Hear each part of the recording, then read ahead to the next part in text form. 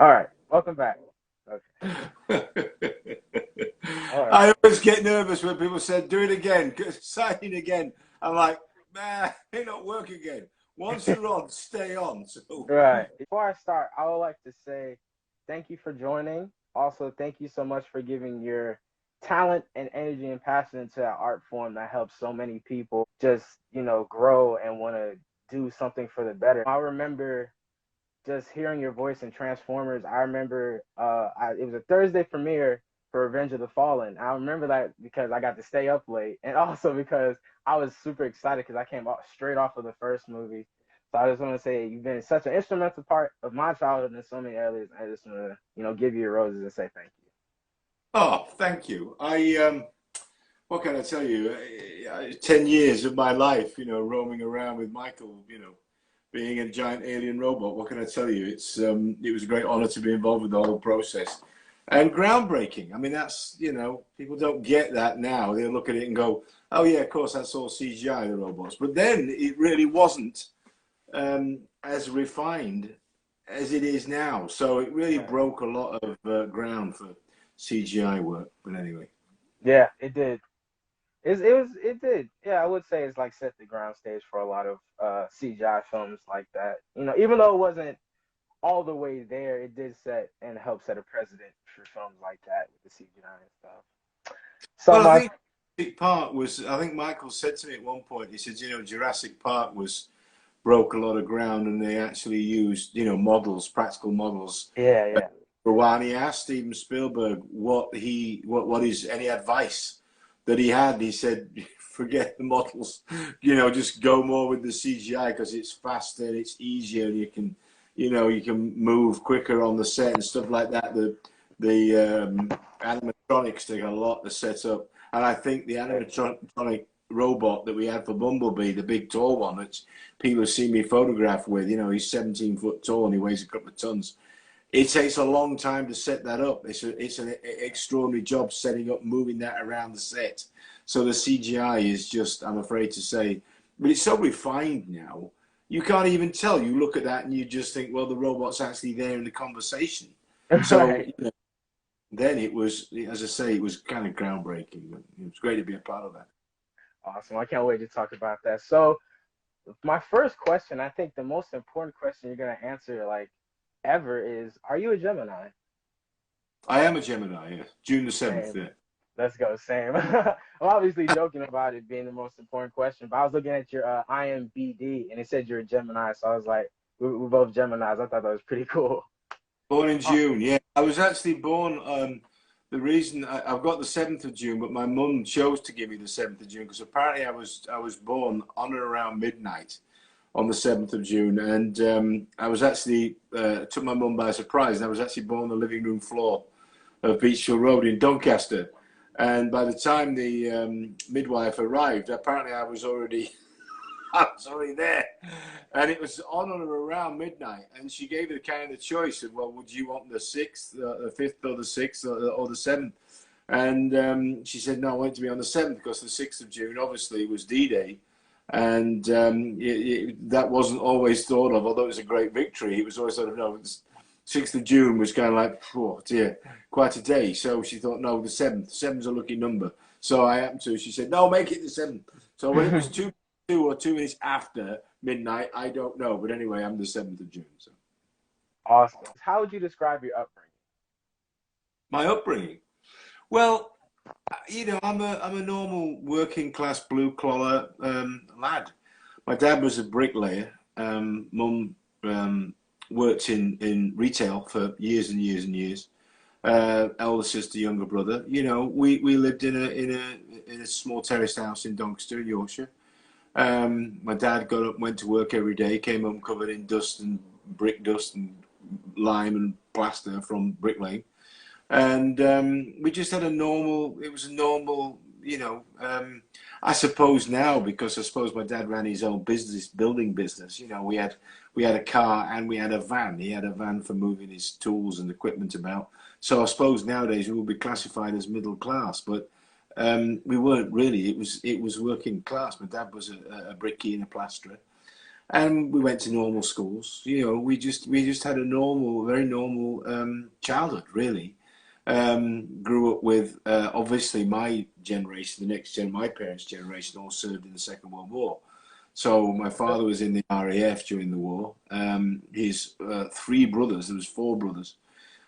Two of them were at the Battle of Monte Cassino, and one was in the Merchant Marine, I believe. But my uncle Eric was in Burma. You know, we had Uncle Vic was in Italy.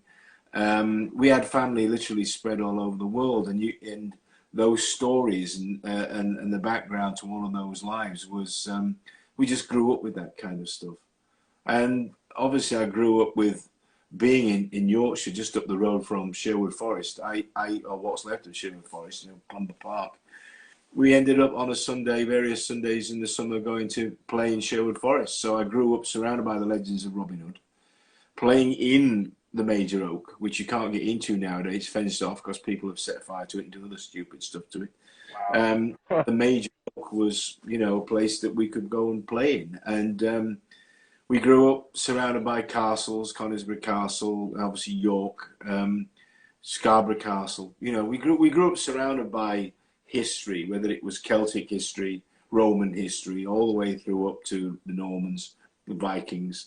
So we kind of grew up in this rich historic background of Yorkshire, Victorian Yorkshire as well, as much as anything, and the history of horse racing, but heavy industry. It was mainly coal mines and heavy steel manufacturing, railway, locomotive engineering. So it was very, very blue collar, very working class. Okay, so did you have any relatives from the entertainment industry, or was everyone working like doing stuff like you described? Um, my dad was a singer before the Nice. war, and the war then intervened, and sort of after the war and into the 50s, he was still singing, working the working men's club, and he was into the big band sound. So he worked with a lot of big bands and loved the crooner type big band type things. Although he didn't force it on anybody, he didn't force it on me anyway. He kind of nudged one way or the other.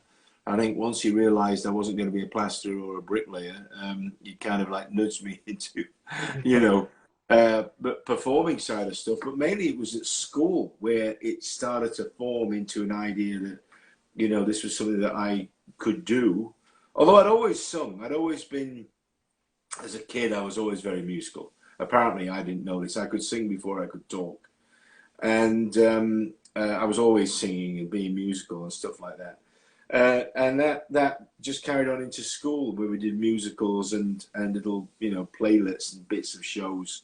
Even then, West End theatrical shows, you know, sort of like Oliver and stuff like that. And so I kind of mutated into it quite naturally through the help of Mr. Navas, who was our musical teacher. If anybody's watching from Ellis High School, Mr.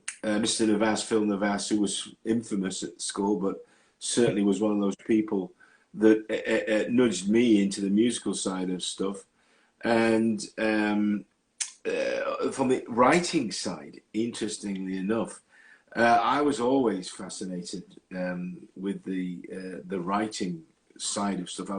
The best Christmas present that I could get was literally a legal pad with empty pages, and I would just sit there and write and just come up, you know, stuff, little stories, little poems, you know, lyrics for songs, stuff like that. So even then, I was, you know, into that. And my English teacher, Susan Herbert, who was English teacher there, and his name's gone from my head right now, but he was also an English teacher there. Both of them took an interest in my mad writing abilities, or, you know, whatever, my efforts at a young age, and actually fed that part of my imagination. And actually said, you know, you write very interesting stuff. So you should read it out to the classroom sometimes. So that's how I got into the writing side of it as well. All of those seeds were nurtured at Ellis High School by the teachers in those days that were, you know, very interested in the kids and did their jobs well.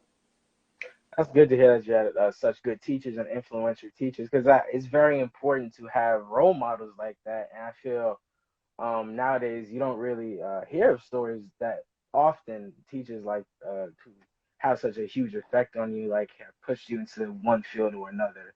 So I think that's very important to have in your life. So, Well, I think I think teachers get a lot of stick these days. I mean, there are three elements in society that should not be for profit, and education is one of them. Profit in the education thing it's there to educate. It's a service that is there for the soul of a nation. So, like the health service, like education, and even to some degree, the prison service should not be run for profit in my universe. They're there to serve a social job, to do a social, to aid social cohesion. So, school in those days, of course, although we all kind of loved it or hated it at various times, it's there for the good of society as a whole. And the teachers, seen in those days, took it very seriously. Not they don't now, I'm just saying, right. with me, I was very fortunate.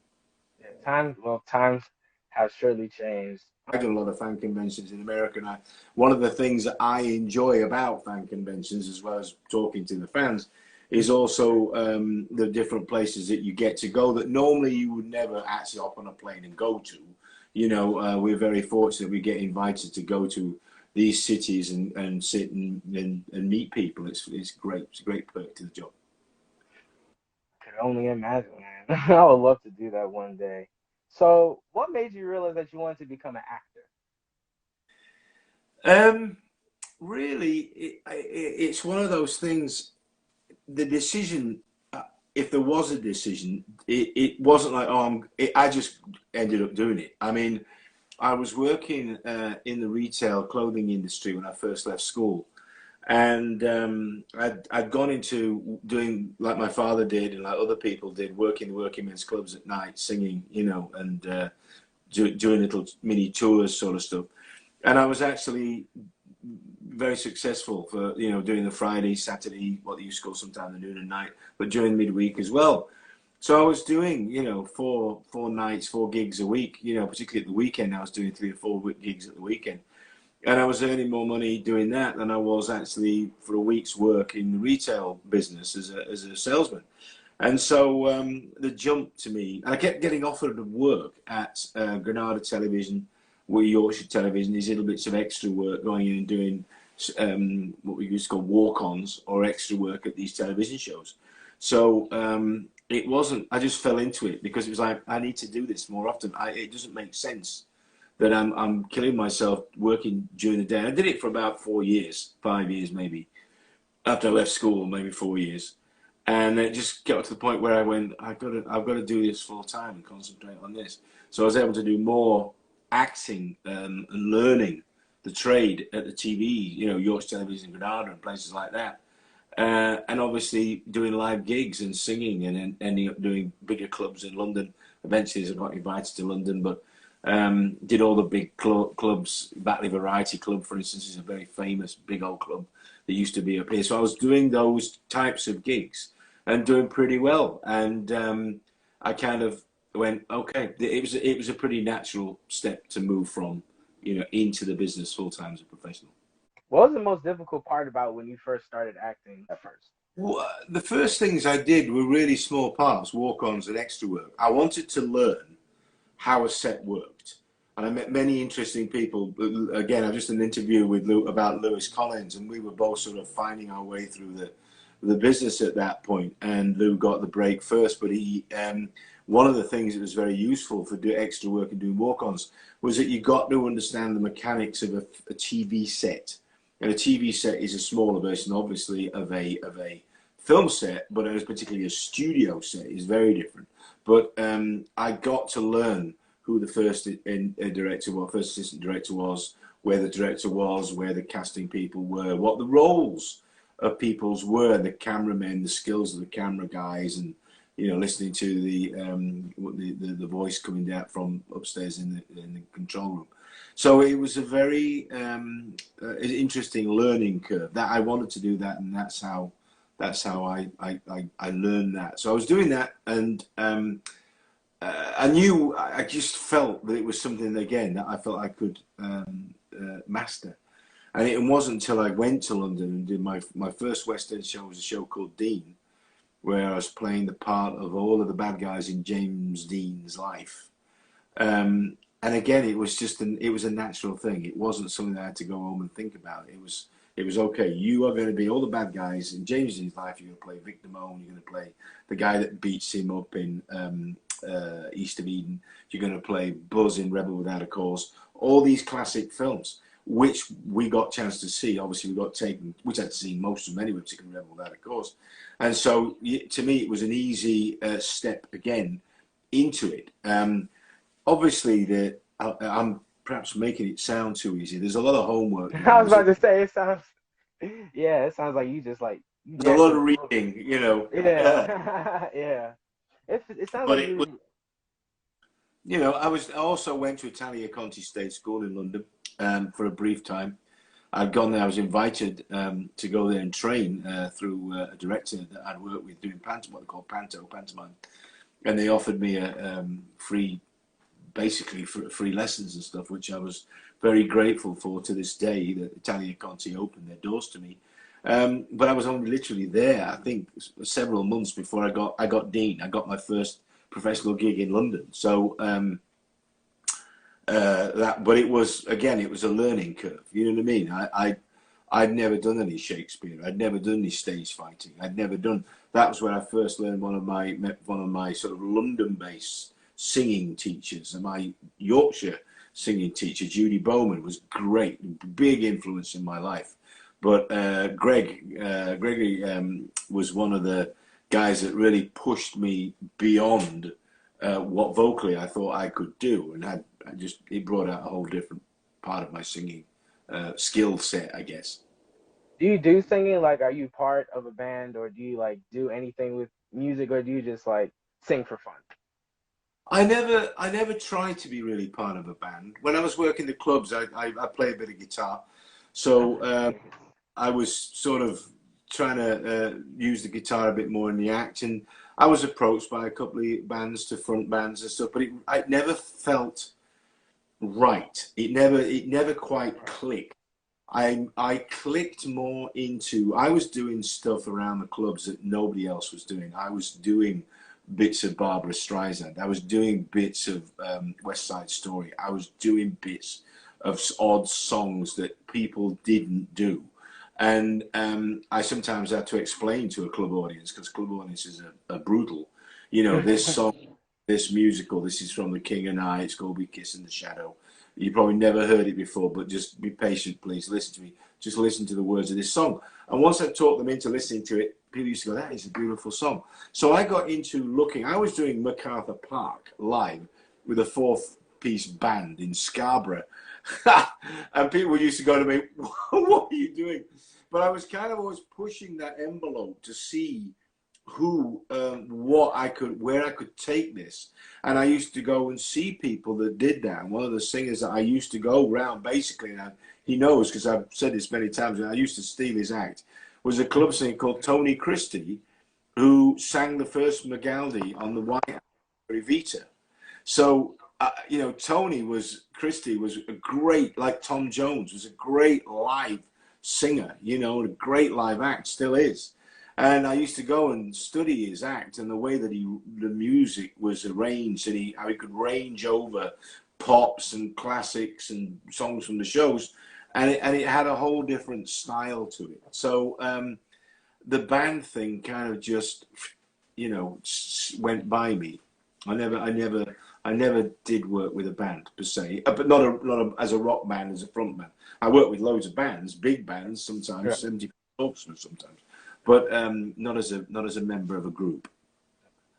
That makes sense. Yeah, you always want to be a part of something that feels right, or that you feel you could give your best, your all to. I mean, I'm sure you're an amazing singer, but you know, you always want to be in something that's comfortable for you.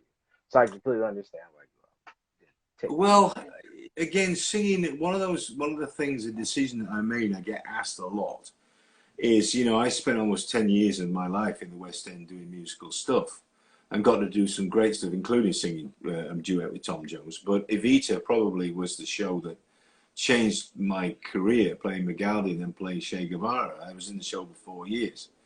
And I played Magaldi for 2 years, Che for 2 years. And now, of course, it's a legendary type. There's actually groups online that I'm a member of, and I go, people still talk about that opening night in 1978, directed by Harold Prince. They've got a little group there called High Flying Adored, which is various members of various productions chip into, and I'm one of them. So that show changed my life because Che was seen, well, Magaldi, but Che particularly was seen as much as an acting role as a singing role. And so it was the first where you literally are on the stage from the beginning of the show to the end of the show, and you are literally dragging the narrative of the story with you. Although the show is called Evita and it's about Eva Peron, it's Che who is talking directly to the audience. So as an experience, I've experienced that interaction with a stage audience, sitting out there in the darkness and being able to reach out and touch them and bring them onto the stage. Tremendous learning curve. And again, a great chance given to me by the late great Harold Prince. I can't say any more. He made it tough, but my God, did I learn from Harold Prince. He really honed and focused my brain onto putting together a stage performance. So far in your career, what are you the most proud of? Wow. Well, I'm proud of all of it. I'm not one of these people that ever goes knocks anything that I've done. If somebody's good enough and interested enough to offer me a job and I do the job and I'm pleased with what I've done, there's been times when I've not been quite so pleased with what I've done. I could have done that better. I could have made it a little bit more this way or that way. But for the most part, if anybody's offered me a job, you will get 120% from me. I will bowl up and I will be there and I will give you as much of everything I can into the part. And so it's difficult to single out one particular performance and go, I mean, obviously on stage, Che was a great part to play and a great experience. I then I did a film called Who Dares Wins, which is the subject of some discussion online at the moment as well, because of, again, with my friendship with Lewis Collins. But also then I got into a show called Robin of Sherwood. In Europe, it's called Robin of Sherwood. On Showtime, it was called Robin Hood. And that is a true story. I was going to be Edmund the Archer. And on the first day of filming, Ian Sharp, the director, said, "You're not Edmund the Archer now, you're Nazir the Saracen. How do you feel about doing a two-handed sword fight? Do you think you can do this?" And I jokingly said, of course I can. And luckily I could, because I'd actually been studying sword, actually katana, with a guy called Michael J. If you're out there, Michael, changed my career. And so I then became the silent merry man, the silent Muslim merry man who spoke very few lines for the next 3 years of my life. And that, again, that experience, being able to fill a screen, being able to communicate without dialogue, being able to do the action, physically do it, and bring out the character, create the character, without much dialogue, again, very strong learning curve. Learning camera angles for fights, for angles, for sword play, you know, all that kind of stuff. That was 3 years. So I'm very, very proud. And Robin of Sherwood, of course, still has a massive following in the pagan community, even today, simply because of the hero of the show is a pagan god of the forest called Herne the Hunter, the horn god of the forest. And Robin Hood, played by Michael Praed and then Jason Connery, are basically he sends them out to do these. He mentors them into their role as a protector of the weak and oppressed. So the whole show was groundbreaking. Written, even now, people say that the writing was just off the wall. The whole production values were just mental. And the show probably couldn't be remade today. I'm not sure if Robin of Sherwood could be remade with the music, Clanad. All the guys there from Clanad. If you're watching this, all of that combination, Ray Winston, Clyde Mantle, Jason, Michael, Judy Trott, all of that, Nick Grace, all the coming together of those characters into the show, and the way that the chemistry between us was just an amazing experience to be a part of. So that I'm very proud of Robin and Sherwood, sure. And that's it, yeah. Definitely gonna look into you. What I learned from you, even just from the first couple of seconds, is that you have so much history with just working with famous people and people who've had such an impact on you to make you who you are today. Like that's a really awesome thing to have in your back pocket. You know, all that history, that knowledge. It gives you a certain confidence, and it gives you a certain gravitas, you know. Right. And acting for me is about learning from life and using what you learn in life and putting it into a performance. So as I said, you know, my background up in Yorkshire, though, was we had many wonderful, beautiful experiences. We also lost a lot of people. People died on a regular basis, you know. So that generation, they burned up a lot of their life energy and physical health during the course of this. So I grew up with people dying on a regular basis, and it was something that you become you to understand as a process, that life is to be lived. You have to get on with it, because one day it's going to stop, and you want to make the most of every opportunity that life can afford you. And if there isn't an opportunity, make one. Make one. Yep. I always tell people that, you know, like this life has its ups and downs and it's crazy, but you have to, you know, find your peace. Just find your peace in this world and hold on to it. Was there ever a time when you may have been gravitated towards working in on the production side of filmmaking? Well, I have. I've been swordmaster or fight coordinator on several productions. Obviously, I was, again, I was incredibly fortunate to get to be invited by Silver Blade Bob Anderson. Bob Anderson, the famous swordmaster who choreographed Princess Bride. And at the time, I know, and all of the people were shaking their heads. Bob asked me to help him, assist him on a film called First Night. And I ended up working with Richard Gere for about 8 or 9 months as Richard Knight, fencing and using swords. And so, again, I was very lucky. I learned how a big $100 million plus production with fights and a huge amount of extras and horses and everything else, how that works, how to put that together. And so I worked behind the camera on that film. For people think, oh, what did he? Oh, he did that little bit at the beginning of the film, and they think that's all you did in the film. Well, I was on the film for almost 10 months. Right. So they see that little opening scene. They go, oh, he played the Challenger. Yeah, well, the reason I played the Challengers because there's only Richard Gere and I could do that trick where I flip the sword up in the air and Richard catches it. That's why I did it, because nobody else could get it to work. But Richard and I got it to work about second or third attempt. So I ended up doing that and then working on the film. I was swordmaster on King Arthur, Clive Owen, Mads Mikkelsen, who was fantastic, Keira Knightley. Again, the whole cast of that film was talented guys.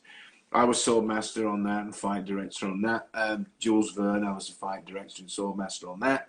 I think I get credited in one episode of that. But yeah, no, I've worked a lot, even sometimes second unit directing. So I've done a lot of other things in productions. When you look at IMDb, sometimes you don't get credited, and that's not the reason I do these things. I do these things because the experience is invaluable, and whether you get credited for it all the time is neither here nor there. So, you know. So yes, I've done a lot of work behind the camera. Probably, I don't know, years of work behind the camera. Not as much as in front, but quite a chunk. So I know you appeared in The Prestige, which is directed by Christopher Nolan. Yeah. And how excited were you to find out you're working with like a legendary filmmaker? Like Christopher Nolan is that guy. Well, he is now. I don't think when we started The Prestige, anybody was kind of really, I mean, obviously we had Christian Bale, and this was pre-Batman days, don't forget. And let me say something about Christian Bale as well, because this is a class act. This man is a class act, whatever you've heard. Roger Rees, again, God rest his soul. Roger Rees and I, who was in the scenes that I did.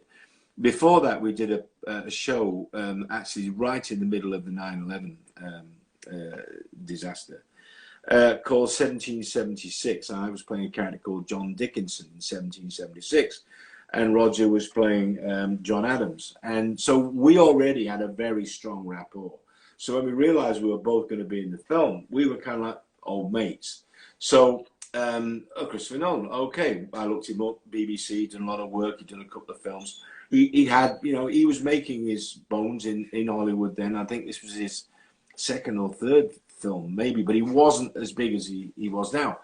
But, like a lot of directors, and I've said this to people previously, like a lot of British directors, they like to sit with the actor in the room. Gary Oldman is the same. Will sit with you in the room and talk to you about the part. And so I auditioned and I rehearsed directly with Christopher Nolan. He was in the room. I worked with him and he told me what he wanted and how he wanted me to play it. And what he did, which was very clever on the day, was that Roger and I were doing this little dialogue scene, and Wally Pfister, who is his camera operator and DP, he wanted to do it on the move. And so we did that first scene. It doesn't really look like it, but actually we shot it in one whole flowing move, where Wally would go, he'd stand there, do a bit of dialogue, he'd give a beat, and then he'd go round over Roger, and then he moved with us through the whole thing. And I thought this scene was going to take probably all morning. And I think it probably took a couple of hours. We knocked it out very quickly in a couple of hours. But as this was a location that they hadn't filmed in previously, they were a bit late starting in the morning. And we went into the makeup to get sorted out. We were going to get introduced to Christian Bale. And Christian was already late. You know, he was getting his makeup on. He was stuff going on. So he was a little bit late getting out there. So we didn't get introduced to it. So before we started filming our bit, Roger and I were sitting in a dark corner of this location, just having a cup of tea and chatting and taking the rise out of each other, as British actors do, just joking about, you know, career and what we'd done and failed at and all that kind of stuff. And Christian Bale came and found us in this dark corner of the location, and he came up and he apologized. And he said, I'm really sorry I didn't get introduced to you today. I know both of you from your work. He said, I'm really looking forward to doing this scene. I just wanted to come and introduce myself to you because we didn't get introduced. And I apologize because, as you can see, location, makeup, a lot of stuff going on.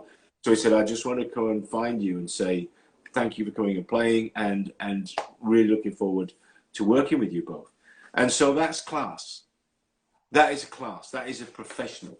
And I've worked with Christian since, and I've always had the best respect for him. He's a top man, good guy. Got to work with that, man. I mean, that's what a lot of people. That's really cool. I didn't know you worked so close with Christian Bale, because I'm pretty sure your role in the Prestige. How big was your role in the Prestige? I haven't gotten to see the film. It was just basically a walkie-talkie role where we walk into the prison. Roger comes into the prison. I introduce him. We're talking about him being in the prison. It's just literally, it's a couple of little scenes, and but it was we did it very quickly, very efficiently, and that is where Chris Nolan is a genius. And also, however, he has a genius cameraman. He has Wally Pfister that works with him, and the speed with which we did that, because we knew our dialogue, we knew what we were going to do. In fact, it was very funny because, like on Black Sails with Toby Stevens, it's one of those things that British actors continually take the rise out of each other. We are continually joking, with each other. So right up to the moment we're about to walk into the scene to start filming, you're waiting for the action. Roger Rees and I were like going at each other like, I was going, are you going to say it like that? Is that how you're going to do it? It's a bit camp. You do it a different way. And we do it because we're mic'd up. And at one point I noticed, I looked over at the sound man, and the sound man nudged the guy next to him, was going, they thought that we were really having a go at each other. And then finally, we'd keep that right to action, and then we'd go into the scene. And we'd just do it. Bang, it was done. And it was filmed, literally, they covered it like that. And it was great, very efficient. Chris is a very efficient, like Michael is. You can't afford to hang about on these sets. Every moment is costing thousands and thousands of dollars. You have to get it in the can, you know, to make it, to get it in, to get it done, get the day done. What did you learn from working on The Prestige? Any knowledge you took from it to carry on with you? The funny thing was, it kind of reminded me of some stuff rather than learning stuff. Obviously, there was a lot about Teller and the history of American electricity, you know, which sounds a bit weird. The competition between Teller and the guy that ended up running American electricity. Anyway, it's gone, but it'll come back at some point in the scenes. So there was a lot of that side of it, but also the physics of it, the quantum mechanics of it, the duality of it all, and probably what Teller was trying to do. So that part of it relit an interest in that part of science and what Teller was working on. So not Teller. I'm trying to think of it. That's all wrong. The character that Bowie was playing. So it wasn't so much what I learned; it's what it re-stimulated in my head about quantum physics, duality of reality. Okay, that's what a lot of Christopher Nolan films do nowadays, but the Tenet and stuff like that. But so how did you prepare? I know you worked on the TV show Black Sails. It lasted 2014 to 2017. Pretty long lasting. I looked at your IMDb. It said you only appeared for 2014, for one season, I think. But how was it like, and how did you prepare for Black Sails? How did you get into that character? The true story is that my agent sent me a little message and said that Michael, because I think we'd already done the first 2 films at this point, maybe even the first 3, was doing a series about pirates, and I called up Ian Bryce, who is the formidable producer of much of Michael's work. Ian is, you know, legend in the business. And he said, "Oh, the guys next door are actually doing this." I said, I can't get in, apparently, get auditioned. And they were shooting in South Africa. And he said, "Oh, leave it with me. I'll have a," you know. Anyway, I managed to get seen for the part of Mr. Gates.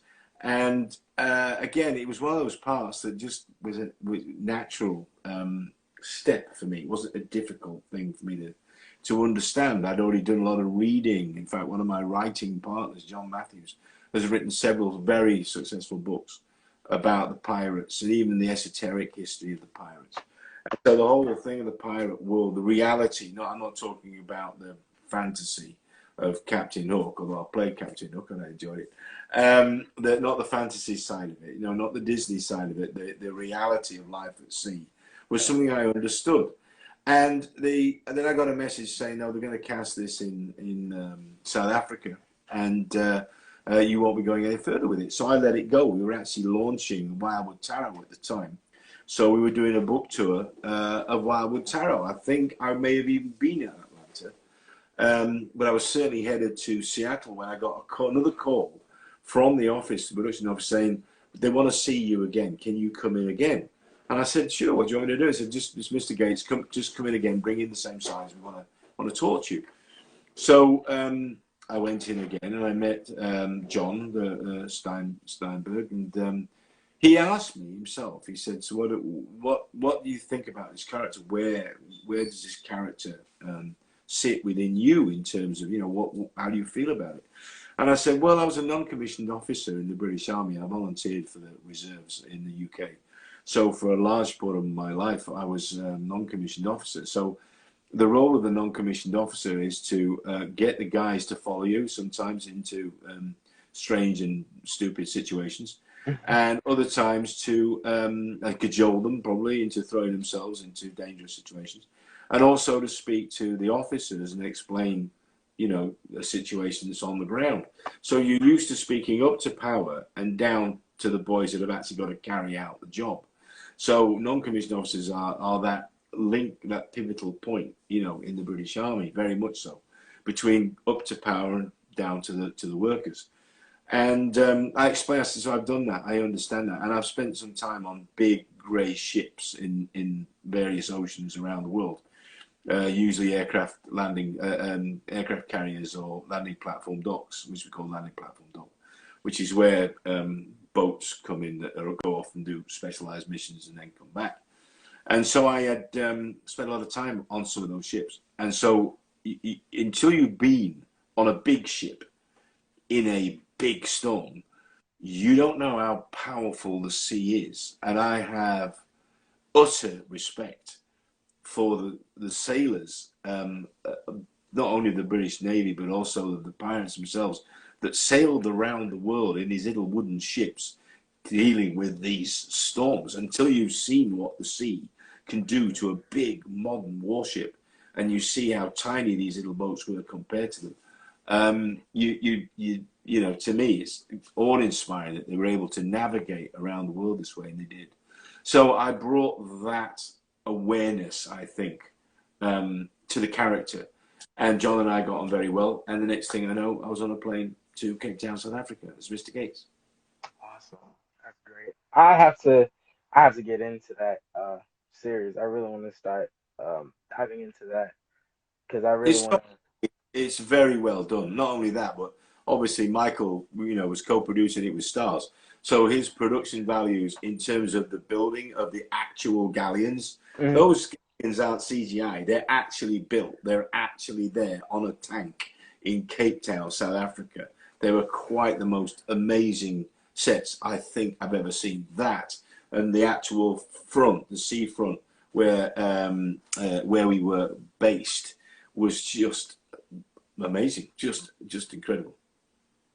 Awesome. Now, before I get into Transformers and I nerd out with you, and you see the true nerd in me, I want to ask you a question. My boy Thomas wanted to ask you. He's a film director. He's directed a short film that I have to watch, and he asked you, what would you say is the most beneficial thing a director can do to help an actor understand their character, and what is your process of getting into any character? Wow. Well, I'll always be grateful to Michael Bay for giving the actors the freedom.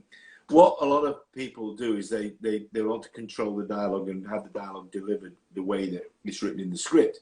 Michael is very good about, once you've done a version where it's as it is in the script, and both Shia and Mark were brilliant at this, they let them ad-lib. He let them ad-lib a bit. He let them do it their way. They let them throw in their version. And so part of the reason I was on the set most of the time, particularly with Shia in the beginning, was that Shia would ad-lib, he'd be ad-libbing all over the place. So I'm doing robot dialogue with him, and I have to keep up with him and pace myself with him and deliver the lines to him as he's doing his thing. Same with Mark Wahlberg, who is brilliant, by the way, and very nice. Wahlberg is such a nice guy. And again, a professional, a total professional. And Michael was very generous with letting people do that. And he was with me, he was very good because I think, again, people don't understand. When we first did this, it was really the first time it had been done. So the first shots that I was involved with was at the Witwicky house in the first film, where the cars all are in the garden, come down the street and end up in the garden. Nice. Yeah. And that was the first shot. So very early on, we shot all that in Los Angeles. And that was the first time I saw the yellow Camaro, the first version of the yellow Camaro, which was, we only had one. That was it. That was the Camaro, right, of its type. Anyway, Michael called me up, and he had his, on his working desk, he had his screen and what we call the animatics, which are like line drawings of where the robots are supposed to be. And he said, can you just come and look at this? He said, what I want you to do. So there's a robot there, robot there, robot there. They're all doing dialogue with each other, which I understood. He said, and it's supposed to be funny. This one's going to trip into the electrical cable there. But they're all, and I actually laughed out loud looking at his screen. And he looked at me for a second. He looked as if kind of he was, And I thought, oh, am I not supposed to do that? And I was like smiling and laughing. He looked at me and said, can you see that? I said, yeah, of course I can. Yeah, sure. It's funny. You've got giant alien robots like hiding under a house, you know. Oh, yeah, I remember. Yeah, that scene. And he went, you can see that from those drawings. I said, yeah, sure, of course I can. I can visualize it and see what you're going for. You've got the robots hiding under the eaves of the house. It's funny. And he went, let's go. And that's how it started. And then I realized what I was trying to do was get into his head to see what he was seeing. And once we got that nailed down about what he's visually trying to create on the screen, because don't forget, they're not there. They're poles with a light on top or a head on top, maybe once or twice. But, you know, and stuff is flying around the set. But, you know, you don't get to see that when you don't see the robot throwing things across. Things just fly. So that process was really how we refined what we did on the set with the robots in the dialogue with the characters. It's an odd skill, let me tell you, an odd gift that I've got, which I'm able to visualize in my cortex in my brain. I can look at something and put Bumblebee there or Optimus there and see them doing what they're actually supposed to be doing in the film. And that helped, I think, Michael as well with the dialogue and the pacing. And once we'd got that in the can, they went back in, then he could edit and re-edit and change the dialogue or move something or do a different shot that he, you know, different edit, do a different cut. So that was part of the process. And again, it was a learning curve. I don't think it had been done that way before. But again, Michael's genius was that he got somebody like me to do that. Because if you remember the first Star Wars film, which is all shot on green screen, the actors are talking to nothing.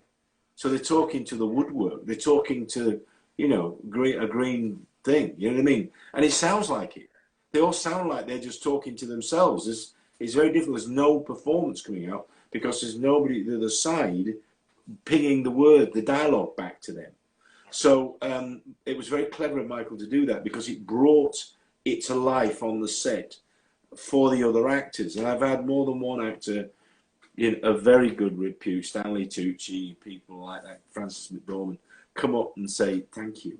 It helps so much to have somebody else there to do the dialogue with. So, you know, because otherwise they're looking at a pole, you know what I mean? Right. So that technique was what we used throughout all 5 movies. Well, I hope I answered your question, Thomas. That's really cool. Thank you for answering that. No problem. So now it's time to nerd out. So you appeared in this video game right here, Transformers the game. Now I'm gonna talk about the movie and the game, but I just want to say I didn't know you were in this game. Think about the Transformers. Sorry, my stabilizer. Happens to me all the time. I just usually fall over or trip over something. You know what I mean? I don't usually knock the screen flying across the room, but you know. But I didn't know you voiced Ironhide. So you voiced Bumblebee, Ironhide, Lockdown, and Jetfire. So 4 characters that I absolutely love, and that's just really awesome to me. So that's really cool. Before I talk about the movie, I've been everybody on the set. I've been Megatron. I've been Optimus, Transform and roll out. So on the set, I have been all of them. Not just the ones that you see in the films and in the game, or even in the ride, because I've got one in the ride as well at Universal Studios. But on the set, I've been everybody. That's awesome. Oh, everybody. Nemesis, Prime, all of them. Wow. That's really cool. So you've done a lot of behind the scenes stuff. Before, I just want to let you know, so Instagram is giving me like a timer. So it says I have like 1 minute 30 left. So it's going to end. But what I'm going to do is I'm going to start another one so we can like keep the conversation going and go for a little bit longer. Not a problem. Okay. All right. Awesome. So I'm going to end it right here, guys. Come over to part 2.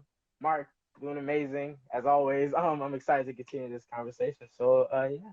Great, welcome back. I don't like that Instagram does that. I hate that it does that. With all this that they update, they make you see the comments and not see it. Why can't you just make the freaking timer bigger? That's a pain. So you said you did like the dialogue for like characters and stuff like that to help the actors out on the Transformers set, which is pretty cool. Because I was gonna ask you like what what else have you done on the Transformers? Because I know there's a lot that goes into making the character, voicing the character. So I was just wondering what other stuff you had done. So that's really dope. Well, I think the process is inventing the voices. Like one of the questions you sent me is about was about one of my what's interesting characters to work on. I mean, Bumblebee was a really bit of a, I wouldn't say afterthought, but in the script I had, he never spoke, so I was never expecting to do Bumblebee dialogue. The dialogue that ended up in the film really was Michael's, you know, put it in at the end. But the character that, well, as much as Jetfire, but the one I had a lot of, I felt, development in personally was Lockdown. And the reason that I liked Lockdown was because he was neither an Autobot nor a Decepticon. He was a completely different animal. And his dialogue was very intelligent and very mature. I mean, as a character, to get into that character and go, okay, this guy doesn't care about their war. He's not interested. He's got a whole history about the Knights Templar and his own ship. This, to create that character's voice was fascinating. And the story that I tell is true. I'd done so many different voices on the set. When we actually came to shoot the fourth one, we were at this quarry somewhere, maybe I think it's outside of Chicago, thinking, what am I going to do? I had no idea what I was going to do. And I looked at the dialogue and I was thinking, well, I could do it like this, I could do it like that. And I wanted to make an impact with it, but I didn't quite know how to do it. And on the television came an advert for Jaguar cars, which you may have seen. And it was something like, why are all the bad guys in films, Hollywood films, always British? Is it a certain sense of style? Is it a certain sense of whatever? You know, and they were talking about this. And so in my head, I suddenly had a cross between Anton Chigurh from No Country for Old Men, that coldness, that just kind of wacky, sociopathic killer instinct, and Anthony Hopkins, who I'm a great, you know, admirer, and I have a whole story about Anthony Hopkins, but maybe we'll tell that later on. So suddenly this voice started to form in my head with this dialogue, this detached, you know, Autobots, Decepticons, always making a mess, and then I have to clean it up. And so the quieter I did it, and the more detached almost I did it, the more scary the characters started to become to me in terms of that calm lethality. And how was I going to do that on the set? Well, the sound guys were who I'd worked with now. This was my fourth film together, and we got on really well together. And we'd had to dance around a few technical issues, how we did it. I mean, I'd got earphones on. I got a thing here, a microphone. I got a mic clip to my thing, a mic and radio packs strapped to me everywhere. Because I'm running around the set a lot of the time, or up a ladder, or over there, or somewhere over there. So they can't wire me up, you know, so they have to give me radio packs with stuff on it. So I went to Peter, who was on the set, and I said, where are speakers? He went, oh, those do big speakers, what you're going to be using. I said, I'm going to do this really quietly. Can you crank up the power so that because it's going to be literally like that. He went, yeah, sure. So they cranked up the sound. So when we actually started the process, I was actually running next to the camera car with this microphone here and a handheld microphone. And I was looking at the camera because Michael wanted to time it precisely with the explosions where, you know, Ratchet gets shot. So I was running at the side of the car, and Michael was running right next to me at the side of the car. It's a Cayenne, it's a Porsche Cayenne car with a camera strapped to the top of it. So I'm running at the side of the car, trying to look at the monitor. I nearly got hit a couple of times by a crane, which, by the way, joking around, crane came over the top of my head. Anyway, I just, as I'm walking in, I did exactly that, literally that quiet. I went, Autobots, Decepticons, always making a mess. And then and literally as we walked into it, but the speakers are like something out of a Pink Floyd concert. So voice, literally, it sounded like the voice of God on the set because it bounced around the inside of this dock against these. So this sound literally, I'm doing it quietly, can barely hear it, but the sound literally comes like it's coming, it sounds like it's coming from the sky. And literally, as we were running, I was doing it this quiet. Michael, I looked at Michael, and he looked at me, and he kind of went like this. So I knew I was on the right track with that. And so not just the way the dialogue was formed, but the way the vocal intonations of the character were created. I had a lot to do with the way that that was done. And that's thank you to Michael Bay for allowing me to be able to explore that. And I think it's one of the most successful characters in the franchise. I hope they bring it back because, and they use him again, because he's actually one of the more interesting of the whole Decepticon Autobot universe, I think. I'm still mad at you for killing Ratchet. I'm still mad. I remember when I saw Lockdown rip his I was like, because I remember I was sitting in the living room with my mom. We were just sitting down, my mom, my brother, we were all in the living room. And I remember they were just ripping Ratchet apart, like shooting him, his legs are falling apart, and he was just like telling him, and then Lockdown came down. I was like, and then he shot him with his like big transforming gun on his face, and like went boom and went right through his chest. I was so mad. I was so mad. Oh my gosh. So yeah, it's an interesting process, isn't it? And to me, what is fascinating is that you have a response to a character that really is created by the geniuses at ILM, right? They create that character, and I just try and bring it to life by vocalizing it. But you have a visceral response to the character because you have sympathy for Ratchet, and you also have a hatred towards Lockdown because he kills him. And that is genius directing and genius creation of characters. So, what was your history with Transformers before working on the movie? Like, did you watch the show? Did you, look at stuff? I think probably during the time that Transformers was airing on UK television, terrestrial television, which was in the 80s, I was shooting Robin of Sherwood. So, we used to shoot all day from, first light till whenever the light went. So for 3 years of my life, I was aware of that there was a show called Transformers. It was about robots in disguise, and there were cars and planes and things like that. And I maybe even bought Transformers toys, presents for various people. But to be honest with you, I had no background in it at all. I was doing Robin the Sherwood. I was fully engaged for most of those 3 years that it was on. And of course, then I went on to other projects. So up until that, I really didn't know that much about it. Okay. So where were you in Michael Bay? How did you audition for these roles, like for voicing and stuff like that? I did a film in Ireland called King Arthur. I say I was the fight director, and Jerry Bruckheimer. I don't know if this is true, to be honest with you. All I know is I'll tell you what the lead to it was. King Arthur was a big show, a big film, and it was a challenge. Antoine Fuqua was directing. He wasn't. I actually got on really well with Antoine, but it was a big show. It was a big film. Lots of extras, lots of blood, lots of stunts, fires, and all kinds of stuff. And it was a big show to get together. I mean, some shows are easy and just roll, and you've got like this. You've got lots of stunts. So horses, and I had 10 actors to take care of and put them into fights and make them look good, as well as keeping them safe. So there was a lot of pressure on. And from day to day with the weather in Ireland, we never sometimes knew what was going to happen. And I've always been, I prepare a lot for that kind of job, as much as any job that you can do. So I'm always well prepared. So you can throw at me what they like. I'm usually have an answer to the problem.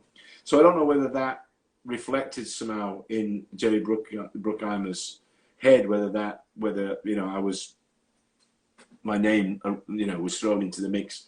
But anyway, when I got back to Los Angeles, my agent called me up and said, I've got you up for this movie. They won't tell you what it's called. Don't learn the dialogue because it's not going to be used in the film, but they want you to do 5 different voices at the same time in the scene. So you're going to do the scene, but you are going to do all the dialogue, and you're going to do each set of dialogue as a separate character. Can you do that? And I said, sure. Okay, fine. So I went in to meet the casting people, and I think before I even read the stuff, because I was trying to pull voices out of thin air for the casting lady, she said, she said, you just worked with Antoine Fuqua. I said, sure, yeah. It was, yeah. She said, how was that? I said, it was great. I got on with Antoine. He loved the stunt guys. He loved the, he loved the special effects guys. He loved all, we got on well. I, prepared. Again, it was a difficult shoot, but we got it in the can. I said, he said something like, I've heard he can like fire people off the set and can scream and shout and all that kind of stuff. I said, well, he can be demanding for sure. Yeah, he's demanding. He knows what he wants, and that's what he wants. And he wants you to give him what he wants. So, but he's the director. He gets what he wants. I don't have a problem with that. He's directing the film. He gets what he wants. And she said, did you not have any problems? I said, no, I'm a professional. I'm very prepared. If I go in, I've got an escape route somewhere in the back pocket. I always know, if that doesn't work, let's do this. So I said, no. I said, can I ask you a question? She said, sure. I said, is this an Antoine Fuqua film? Because they told me nothing about it. I don't even know the title of the film. I know nothing about it. I said, is Antoine directing this? Because I'm like curious to know if he is, because I'll contact him directly. She said, oh, no, it's much worse. And I said, oh, really? She said, no, it's intense. And I said, okay, fine. So then he said about director knows what he wants. If he doesn't get what he wants, and she said, no. She said, it's Michael Bay. And I went, like I just said to you, I'm a professional. I prefer look into it. I've done a lot of work. I'm very experienced, and I will give the director what he wants. So about a week later, I got a call to be on the set on this South Los Angeles set, and we got on like a house on fire from the very beginning. So That's great to hear that y'all got along well, because I know there's people have had their problems with Michael Bay as a director, and it's just good to know that you had a very positive experience, because it definitely shows when you and the director have an issue with each other or aren't getting along. It shows in your work or how you talk or how you act in a certain scene. It's clear as day. So I think people, and I'm not saying this, maybe somebody, the people that have got agreements with Michael for whatever reason, have to kind of remember that he's carrying a $200 or $250 million film on his back. Right. And having done, a certain amount of directing in second unit, you are responsible to the studio to get that in the can. And to get it finished, to get it edited and get it out there. And you're responsible for all the jobs on the set. Now, Michael, I can tell you, is one of the few people that can probably do all the jobs on the set. There isn't anything that he doesn't know about. Lighting, special effects, stunts, CGI. Michael knows every facet of that set. There isn't a piece of equipment he can't pick up. And I'll tell you this because it's true. When we did the last one with Anthony Hopkins, and there's a whole story about Anthony Hopkins. Well, one morning I was there, and Anthony, we were getting on very well because we'd met ourselves previously. Anthony Hopkins said to take this absolutely as for what it's worth. We were just chatting, and Anthony leaned over to me. He said, Michael's amazing, isn't he? He said, I've never seen a director do what Michael could do. He said, I've never worked, and don't forget, this is an Oscar-winning director, Oscar-winning actor, right? Yeah. He said, I've never seen a director pick up a camera, fix it, run it, shoot it, put it down, pick up another one, fix the lighting, do the thing, knows the special effects. He said, I've never worked with a director that knows the set as well as Michael, every detail of the set as well as Michael. I said, he is totally the film geek. This is his life. He understands this environment very, very well. Probably better than anybody I've worked with, maybe other than Chris Nolan. I've worked with Alan Parker. I've worked with some other directors, quite a few other directors. But Michael is, when it comes to this stuff, he knows every aspect of this. And that came from Anthony Hopkins, who said, you know, I've worked with a few directors as well. I've never seen what this guy can do. So, you know, Michael is a phenomenon, you know, without doubt. And I'm sure that there's a lot of misunderstandings with that because he works fast. He literally is dragging that $200 million film set around, shooting a lot of stuff on a daily. He gets massive amount of film, and he's working fast, and he wants you to work fast with him. And you know, a lot of people don't like that. They don't quite understand the, you know, it can be a little bit in your face at first, and particularly if you don't understand quite where the robots are, because sometimes the robots they're not there, you know. Right. Yeah. So you work out, well, who am I actually talking to?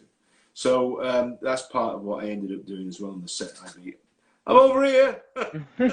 I'm here. I'm Jetfire. I'm here. So yeah, no, I defend Michael, you know, a lot. And again, one of the questions was about, you asked me about, was something to do with the history of Transformers and all that kind of stuff. Michael Bay probably rescued Transformers as a franchise from probably something that would have drifted away into oblivion and turned it into this established franchise of characters as a trademark for Hasbro. Michael did that. He doesn't get credit for that. He probably, I don't know what would have happened. They may have done cartoons. They may have done another TV show. They may be doing some more, you know, TV, you know, animation stuff now. But those 5 films elevated Transformers, not just in terms of filmmaking, but as an iconic style, a visual style. I mean, people don't understand how difficult that is to do. And Michael did that. He did it for Transformers. I've definitely heard that opinion before where people, I watch YouTubers talk about it. They said, you know, even though you might not like these movies, you have to admit that Michael Bay saved Transformers because they were like, it wasn't doing as well. They had their cartoons, he said, and Michael Bay came and saved the franchise. So I've definitely heard that opinion multiple times that Michael Bay, if it wasn't for him, that Transformers wouldn't be as huge as it is. And I definitely agree.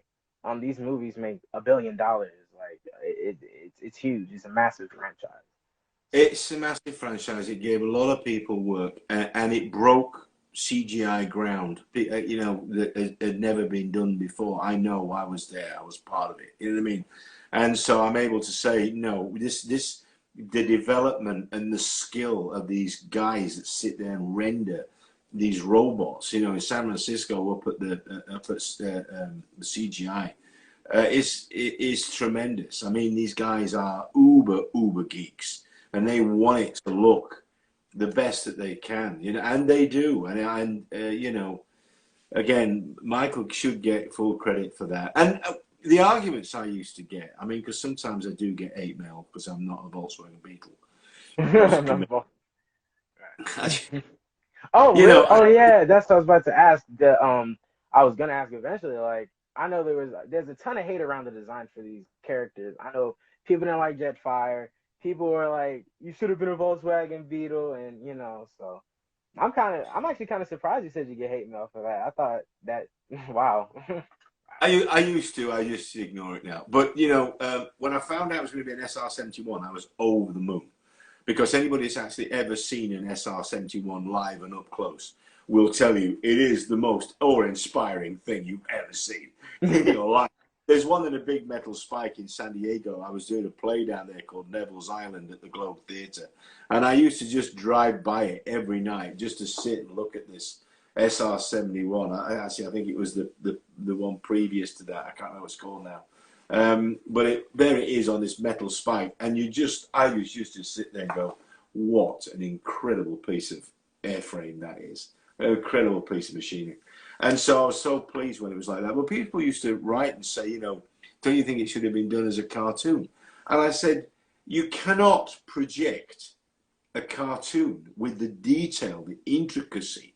You know, you can't get them to express these facial expressions, the way that the characters, you know, interact with the audience and with the other characters in the film. You know, with a cartoon, you can't do that. I mean, these characters are brought to life by the fact the eyelids and the eyes are moving and the eyebrows. It's absolutely fantastic. So I used to go, no, I think what they've done is amazing. If you look at the emotional responses about Bumblebee, either when people think he's about to die or when he comes and saves the day, people genuinely believe that thing is real.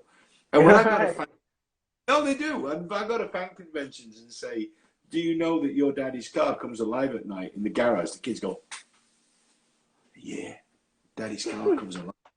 Yeah, comes out, goes out, comes back. Don't tell him I told you. You know, and these kids, like, they think that their dad's car turns into an Autobot in the middle of the night and goes up. Fantastic. That's cool. Is the footage mostly rendered when you are in the recording process, and what visuals do you want to watch?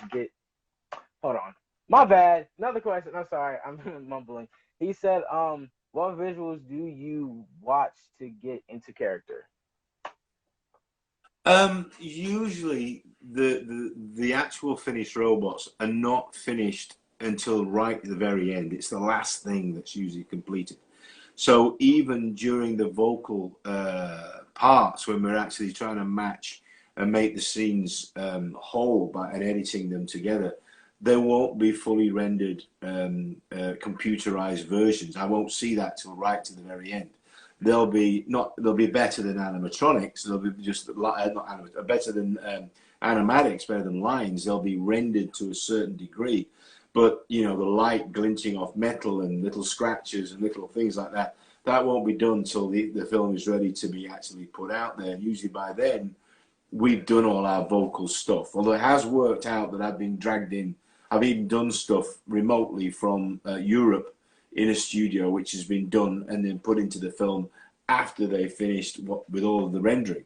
So a lot of the time, if you listen very carefully, for instance, to Hot Rod, in the last film, you're going to hear there's actually two voices, Hot Rod, and I'm one of them. Really? Oh, that's so cool. Yeah, if you listen carefully, you know, and I don't mind. Can I tell you? I'm just happy that the film words got complete and got out there. There's lots of little bits. You'll hear me in little bits of Megatron. You'll hear me in little bits, probably even of Optimus Prime. I know that's sacrilegious to some folks out there. Yeah. Thinking, oh, Peter, go on in Optimus Prime. But no, I've done it. You know, Peter visited the set once when I was there, and he watched me running around the set, and he went, I couldn't do this. I don't know how you do it. He said, I have no idea. How the hell do you know what's going on? And I said, I cheat. I cheat. I've got the sound guys here, and I'm listening to this. I'm listening to Michael. I'm watching Michael. I'm, listening to what's going on. He said, how the hell do you track what is going on? I said, it takes a bit of concentration. So Peter did visit once, but I've been them all at one time or another. Right. Okay. Did you feel any pressure when working on Transformers 1? Any pressure? In what way do you mean? Because, Transformers has a massive fan base from like 1980, like the cartoons.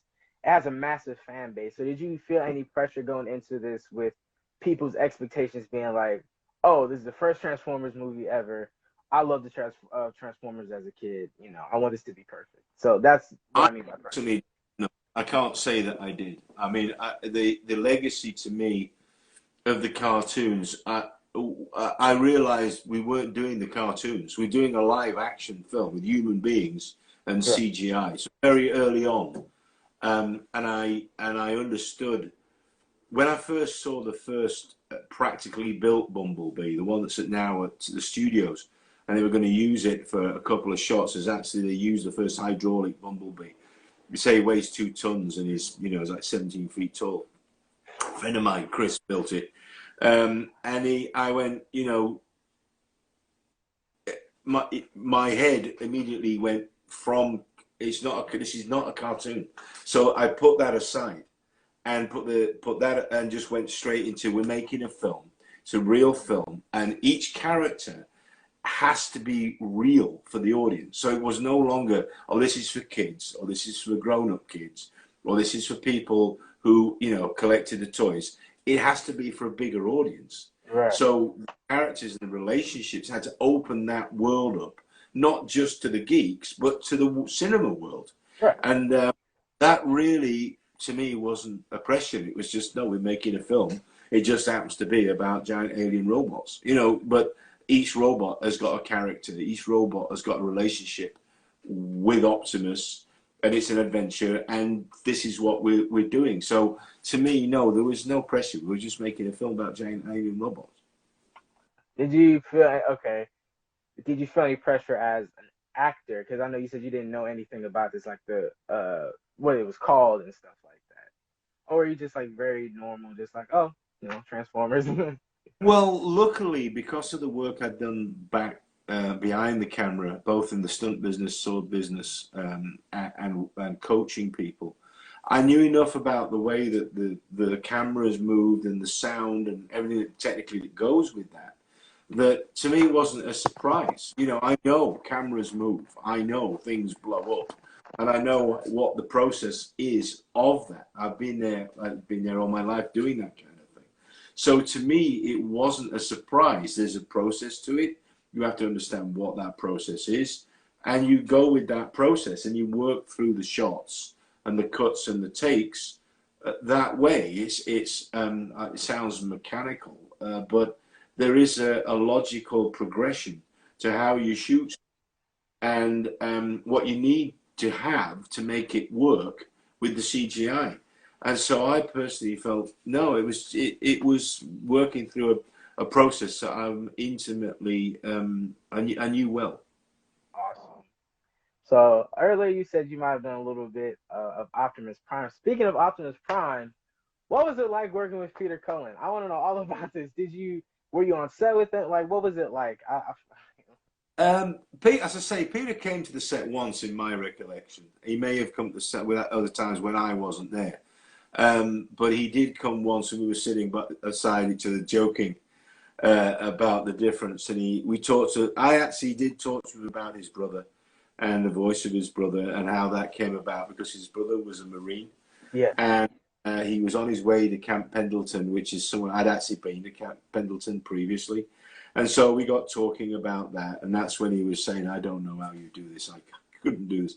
But obviously, the other times we bumped into each other, there's been in the sound booth, or we've never actually been in the sound booth at the same time, because you tend to go in individually to work with Michael with the visuals. And then all of that is edited together.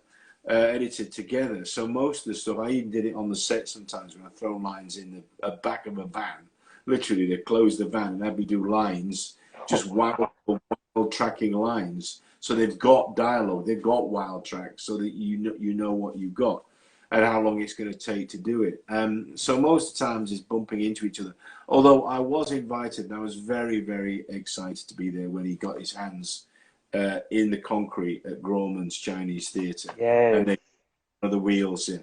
I was there for that. So yeah, no, we bump into each other now and again at these conventions. You know, he and Megatron have usually got them. They're put on a pedestal, and people go and worship them, and I'm just kind of put off to one side. Once they finish worshipping Peter and Megatron, they come over to Frank. They've done Frank and Peter. They'll come over to me and go, "Can I have your autograph too?" Of course, of course. But normally I let them do their thing. I've got a couple of pictures. I've never shown anybody of us together, but I keep them for souvenirs.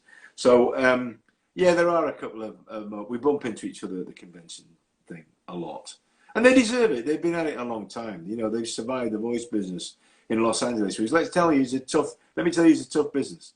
That's a tough business. You really got to jump into that and know your game. You know. Right. Okay. Wow. I thought you would had like more to do with Peter, and that's cool that you got to meet him. I want to meet Peter so bad. It doesn't work. Sadly, it doesn't work that way, because you're locked into your booth, or you're going into your booth to do your dialogue. It's not like you all go into one room together and you all just, you just back like a play, you're doing dialogue together. It doesn't work that way. They isolate you. Michael wants to direct specific things, throws in new lines, chucks in new lines all the time, gives me a read of a line. And again, a lot of people don't like that. A lot of people don't like the director giving you a read of a line. I don't care about that. I want to give the director what he wants. Oh, right. Do that line, but do it with a bit more edge, or a bit more, do it faster, do it slower. You know what I mean? I don't care about that. A lot of actors don't like that. They don't like being given a line read by a director. I don't care. It doesn't damage my ego at all. I don't care. I want to give the director what he wants. And if he goes away and he's happy and goes, that's what I wanted, then I've done my job. Yeah, I always wondered that, like, why are voice actors not in a booth all together? I always wondered that, and it always kind of bothered me personally that you guys weren't in the same voice booth, because I would see you get a lot of sound spill. You get sound spill from somebody doing a line over there into my line, so you need to isolate the sound, because what they want to do, don't forget, they then, once they've got my version of it, they're going to add things into, like they did with Jetfire, like they did with Lockdown, like they did with Bumblebee. They're going to put effects on it. So want the cleanest, purest sound that you can get of just that line or that take or that whatever. So you don't want other people chucking lines in from over there and over there. That's a lot of work. Then you have to break it all up and clean up the sound. Whereas if they've got my voice just doing that line, they can go, okay, add a little bass to that. Let's put a little echo on it. Let's do a little this. They don't have to worry about getting spill from somebody else's voice into that sound mix. So it's practical. I know it may not be kind of romantic as people are all in the room chicken like. But no, there's a technical reason why it's done like that. They need to isolate that sound and add special effects into it. You know what I mean? So you need it as you can get. Absolutely. Okay, that makes sense. I guess maybe because I'm like sort of a noob to the film business. I guess I didn't really understand why they do that, because they also do that for when they dub anime. They aren't in a room. They are split up. They go into this room or that room. They're not like all together and, like, I guess you could say in a romantic way, like all squished together. Because that's kind of how I envisioned it when I was younger. I was like, oh, so they're in the studio together, but it's not how it works. They're isolated, they're split apart so they could get the perfect take. So that makes sense. That's it. There has been occasions when, particularly if you do something musical, where you're in like a small sound booth within a studio. So you get somebody singing over there in a sound booth, somebody singing over there in a little thing. So the sound is isolated. So they can pick up that voice, and that voice, and mix them together how they want. But for this kind of thing where you are adding special effects, it's not practical to do it as a group thing. Okay. So how did you voice each individual character? How did you come with the voice, like the mannerisms? Like, how did you come with the voice for, like, Lockdown or Jetfire and stuff like that? Well, the interesting thing is, I was thinking of, obviously, Jetfire is probably one of the best examples because, again, once I found out it was an SR-71, I've been doing this voice on the set, and Michael seemed to be happy with the voice. And at one point, he actually did say to me, who is that you're doing? Who is that? And I went, it's actually a friend of mine called Ray Winston. Ray, it talks like that, Marky. Hi, Marky, how you doing, my son? How's it going? He talks like that. All right, Ray. And I went, that's actually Ray Winston. And Ray actually then called me up because he did actually see the film. He went, Marky, you cheeky bugger. I just saw Homer's film. You're doing me. You're doing me, you cheeky bugger. You owe me a beer. So, and we tried that a few times, and then we went into obviously getting the sound booth, and Michael goes like, my favourite story about that is using the word bollocks, because one of the things I said, come up with something where he fires the missiles, and I went, there were certain words. He said, no, we can't say that. We can't say that. It's a PG-13. Can't say that. Can't say that. And eventually I went, bollocks, and he went, bollocks. He said, what's that? And I actually, the words came out of my mouth. I said it's actually a dagger. It's a type of dagger called the bollocks dagger.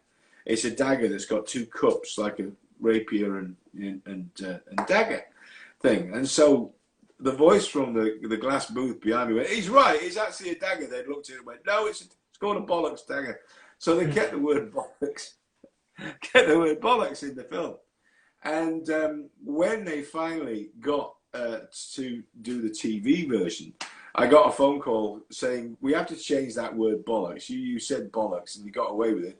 I said, we have to change it now because it has to be for a TV audience. So I went back into the booth again, and again, nobody could come up with these words. We tried all, I won't say them here because we're live. We tried out different words, but Michael was like, we can't say that, we can't say that, we can't say that. And I think finally, did I say knackers? I said, oh, knackers. And somebody went, what is knackers? I said, it's the same as bollocks, but my mother would say it, right? And so they went, oh, that's all right. Then nobody's going to know what the hell knackers are. So it's okay. So we changed the word bollocks to the word knackers, and they paid me to revoice it. And I was like, that is one of the most bizarre things I've ever done in this business, is changing one word, bollocks, to knackers. Hey, show business. That's the glamour of show business. So this is the question I was about to ask you, but so friend Thomas says again, in Transformers 1, Bumblebee talks at the end, however, he doesn't have a voice throughout the rest of the series. Was Michael expecting to make Transformers 2 while filming Transformers 1, or was it originally a standalone? The honest answer is I don't know. I had a feeling it would be certainly 3, but when we got the script, the original script, but Bumblebee didn't talk. But there was obviously a moment there at the end of the film where it needed something. It needed something to be said. And I guess Michael just, because literally during the late part of the filming, Michael just gave me some lines and he said, can you just say these lines? And I wasn't, to be honest with you, I'd done so many lines, whether it's in one film, I'm actually credited as being a missile drone guy. You're throwing lines into mixers all the time. Right. And I'm happy to do that, you know, just to, they're very, very generous with how they look after the actors, me anyway, with how they looked after us. And I was very happy to just toss things in, whether they got used in the film sometimes. Sometimes I'm, you know, they're a bit, I'm in shots. I'm in the background of shots, you know, all kinds of stuff. I'm like, no, I'm happy to, you know, I enjoyed the whole process. And so that process, I just did these lines in his studio in Santa Monica, and they ended up in the film. And so if I'd thought about it more, I probably would have used a little bit lighter voice. I probably would have used a light, younger sort of voice. But it just came out that way, so they put it in. And I'm not sure whether they thought then, well, we have to pay him now for the next whenever he talks. So again, because so they didn't use it again. They liked the radio gag, which everybody seemed to think was funny. So he lost his voice. There's my mate Brain Power. Brain Power's just tuned in. There you go, chatting to Brain. So we that's how it came about. That's how it came about. And it was, again, this is all part of the process of being on a big set. Anybody that's been on a big set, worked on a big production, things happen, things change. You have to be able to improvise, adapt, overcome as you work through the film. And that's just part of the game. So, yeah, it was interesting. On the last one, I was sort of a little bit disappointed when they didn't come to me at least say, can you do a different voice for Bumblebee at the end of that fourth film? But they, you know, they were obviously happy with the voice that they got. It would have been nice to have a shot at it at least, but I you know, it worked well as far as I was concerned. I was already working with Anthony Hopkins, right? I'm already in Bamber Castle with Anthony Hopkins. I'm already flying, you know, across the Atlantic. Get part of this, and then we blew up Stonehenge. I mean, you know, what can you say? I didn't get the voice of Bumblebee in the last bit. You know, okay. You were just having fun. Maybe down the line, maybe for the next 3 that they do, they'll come find me and come, Mark, can you do that again? Did you know they were making a Bumblebee solo movie? Because I did. You weren't in that one. No, I wasn't, and I actually enjoyed the Bumblebee movie. I actually thought it was great, and I thought she was great. The young lady that played the heroine in that, or the hero in that. I thought she was great, and I liked the relationship and the way that they ended it with him going off and becoming a Camaro at the end. So it's obviously set up the next leg of this, and Right. it will be interesting to see where they go with it. I mean, they can go anywhere with it. But I enjoyed the film. I thought the film was good fun. Okay, nice. So, which Transformers film did you have the most fun on? Which did you just like goofed around the most, I guess? Well, I wouldn't say there's much goofing around. Right. You know, like again, these sets are costing thousands and Right. thousands of dollars per second. Right. One of the greatest moments for me was standing on Launchpad 39A at NASA, literally next to a space shuttle, literally Oh, to Endeavour. We're stood there doing dialogue with Shia LaBeouf.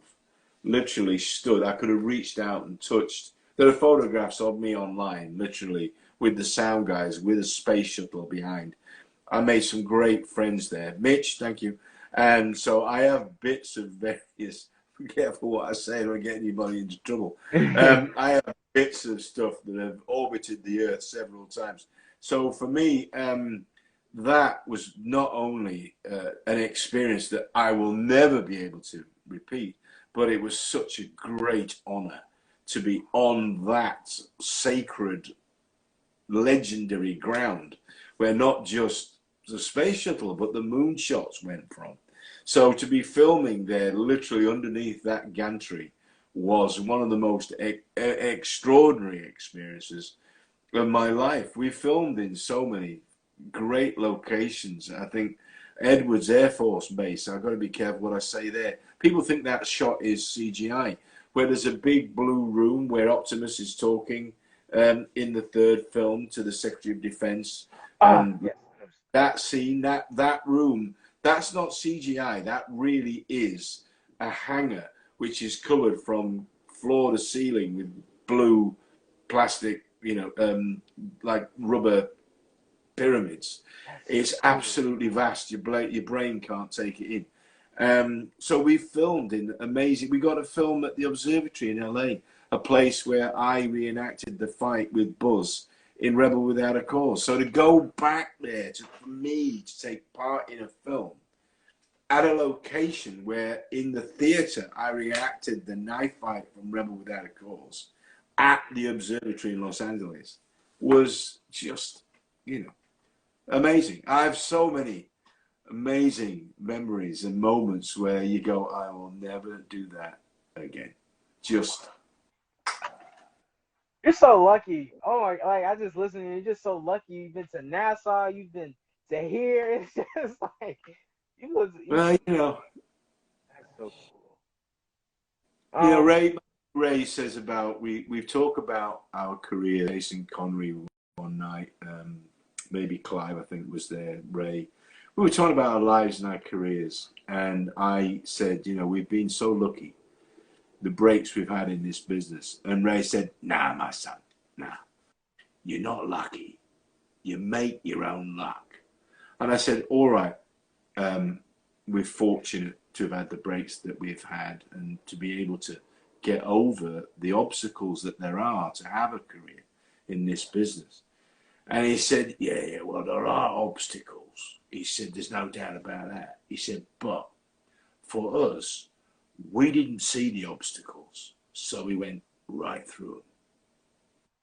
And I believe firmly that what happens to us is that we're sometimes our worst enemies, and that Yeah, if you don't see the obstacles, if you don't see what's in the way, and you just go for it 110%, you will find a way through the obstacle. You will find a way over it, round it, through it, underneath it. I'm a boy from Doncaster that left school at 15 years old. If I can do it, anybody can do it. You just have to go. that's a great message, man. Because I know some people are so scared of what's gonna happen next. They're like, oh no, I can't do it. I'm scared. I've never done this before. And people are scared of like trying things and getting into an industry. And it's just, you got to go for it. You never know what could happen. I mean, just I think I've left a couple of productions, and I've probably been fired from a couple of productions in my life. I think no more than say 3. I think I've left on my own volition and gone, this is not for me. It's not going to work. Very early on in my career, I worked out. I went, I'm no good at this. I can't do this. And I think I've been asked, basically, people come and say, this is not working for us. No, it's not working for me. So I think in my entire career, I think I've probably left a couple of productions or, been fired from a production. Basically, not working. Okay, right. I think in my entire life or career, maybe 2 or 3, right? Accept that, learn from that, and carry on. Don't give up. Just keep going. yeah. With I guess I'll just tell you this real quick. With me interviewing people, this is kind of the most random thing ever. I never thought this would be possible to be speaking to people like you. I thought this was kind of just like a dream and a star that I would never reach. Because I just never had done it before. So I was kind of scared to do it at first. And how I got this was I reached out to this band called Grey Days, and I asked could I interview one of their bass players, and without a second thought, they said of course. I was so shocked, and it was just like a blessing. And I'm just here now, just talking to people and just living a dream that I just never thought would be possible. And it's been an absolute blessing to be able to do If you're not living your dream, you're living somebody else's nightmare. So you better create the dream, because if not, you're going to end up living somebody else's nightmare. So live the dream, live your dream. Absolutely. What is one thing you would tell your younger self with all the knowledge that you know now? That was one of the most interesting questions that you sent me. And I thought about it because I was like, wow, because I know it's going to sound weird, this. I was at a birthday some while ago, somebody I worked with in Evita. I won't say this person's name live. She came my wife, and she said something that was quite insulting. And at the time, I was miffed about it, and I was trying to work out why somebody would do that. And I look back now, and I think that what I was, and I'll say it because it's what I say to people. I was incredibly ambitious, but not to be rich and not to be famous. I wanted to live, I wanted to work in show business, and I wanted to do the very best that I could do, given the opportunities that arose. And so to me, I wanted to be the best singer I could be, which I did with Evita. I wanted to create a character for television that was going to be mine, associated with me. That was Nazir. And I wanted to write a book. So by the time I was a successful book, I wrote Greenwood Tarot. I'd done 3 of my lifelong ambitions by the time that I was 30-something years old. And I just focused on that. And it wasn't about being rich and famous. It was about, I want to be the best I could be. And so I would probably go back to if I was talking to my younger self, and say, don't change anything except enjoy it more. Because I'm sure people misread my focus as not coldness or whatever. I just was really focused and really on point about, I want to do this. I want to write, I want to act on screen, I want to act on film, I want to act on theatre, I want to write books, I want to write comic books. I was literally that focused. It wasn't about whether it was about making money and being a star. I wanted to push all those boundaries. Right. And I'm sure that some people misread that as me being arrogant or too over focused or whatever. And so I guess look back now and say, relax, it's going to be fine. Enjoy the ride. Enjoy it more. I learned to do that in my later life, and I think that has actually been one of the keys why, working on Transformers, for instance, I've enjoyed the ride. dude, I've had a great ride with this. So, and I've enjoyed it, and I always will. And the next project as well, whether it's Reckoning 2, which we just got in the can right now, or working on The Pilgrim, the next version of The Pilgrim, enjoy it. Speaking of The Pilgrim, what is that about? Because I was scrolling through your Instagram and I saw you were promoting this comic book called The Pilgrim. So I didn't know about that prior to me writing these questions. It's based on the history of psychic spying from the Second World War right up to date, and it's about a character that there's an entity which they end up calling the Pilgrim, which kind of latches onto his psyche. And this Pilgrim character is this foliate-faced, demonic forest-type spirit, and it locks to him. It comes with him. And so the whole story, really, a lot of true history of the Second World War and psychic spies, but all the way up to date now with what we know about regarding Menlo Park and SRI studies about remote viewing and MK Ultra and all that kind of, you know, mind wars type thing. It's based on that with the legendary artist Mike Grell. Grell, if you're out there, Mike Grell's been a friend of mine for 35 years. Sorry, you know. My phone just cut out for some reason. Did you? You can see. That's all right. Okay. I'll just keep talking. I'm just going to keep talking, irrespective of whether you freeze up or not, until, you know, your battery's probably gone. Anyway, there you go. So no, yeah, The Pilgrim is about supernatural entities and the relationship to modern intelligence work. Okay, cool. I'm excited. That's crowdfunded, correct? The comic was It was originally it was published by IDW and a company called Comic Mix.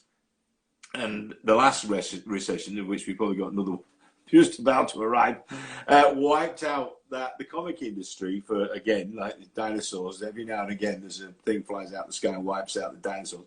So every now and again, things fall out the sky and wipe out the comic industry. So we got wiped out. And it was very successful. We're working with IDW, so we thought we'd revamp the whole thing. And I was actually approached by Jeff Messer and Mike Grell's company, Masterstroke, and they said, "Would you like to take a gamble on this, and we should crowdfund it and re-throw it back out there," which we've done, and it's been very, very, very, very successful. So during these times of COVID, people are very, and thank you to all the backers if you're listening for doing this. During these mad times of COVID and lockdowns and whatever, people threw in a serious amount of money to finish this one off and get it out there and published. It's already printed. I know it's going out in the mail. I just signed thousands, it felt like, of things that are just winging their way back to the United States right now, which will be going out to the people that backed the whole production of the comic book. So, yeah, I'm very grateful for the backers that did that. Excuse me, I'm just going to cough. So, excuse me. Oh, you're fine. There you go. Okay. Too. Are there any questions on here that people have written in that I should answer? Because you and I have been chatting for like 2 hours. So is there anything else that people have asked and I should answer before we, run out of time? It says, Mark Ryan as Nasir in Robin of Sherwood was the greatest hero as a kid could have. I love the character. Was it frustrating that the character didn't say much, or did he do his talking with his swords? I actually discussed this with the writer, Richard Carpenter, who called me, and once we decided they were going to write this character into the series, we discussed it a lot. He said, "Look, I haven't got much dialogue for you, and you have to write it. Have to write it in Arabic. How do you feel about that?" And I said, "I'm not bothered about the dialogue, kid. Give me the action. Give me the knife throwing, the tracking, the sword fighting, the archery. Give me all that." I said, "You don't have to write dialogue. I can say the character, make the character work without the dialogue." And he went, "Oh, thank God for that reason. I don't have to write more reams of dialogue." I said, "No." I said, "I just came from Evita where I was singing for 2 hours. So initially, from the top of the show to the end of the show, Che Guevara sings for basically 2 hours. So in between Ava coming on, obviously that's because the show's called Evita. I have to say that to the Evita fans, otherwise I'll get hate mail from them. So, but basically, so I said I've just done that. I said, so I'm quite happy to see if I can actually do this. And basically, it's the Clint Eastwood School of Acting. And I'd read a lot about the way that Clint Eastwood would go through a script and cross out lines. And anything he thought he could do without actually saying the lines, he'd get rid of the lines and just do it. And physically, because it's a visual art form. This television like film is visual. You know, it's much more interesting if you can do something physically and your eye will follow that. And Richard Carpenter, very, very wisely, very smart, became one of my great life mentors. And so they gave me all the physical action. So no, the dialogue to me actually just got in the way most of the time. I'd rather just have what I was doing, which was the physicality of it, the riding, the archery, the knife throwing, the, you know, sword stuff. Which my swords are still in my fireplace in Los Angeles. I still have them. That's really cool. Anyone else have any questions? Because I have one last question, and then we'll be done. If anyone has anything, he says thank you for. Thanks. I'll answer the absolute childhood hero. Thank you.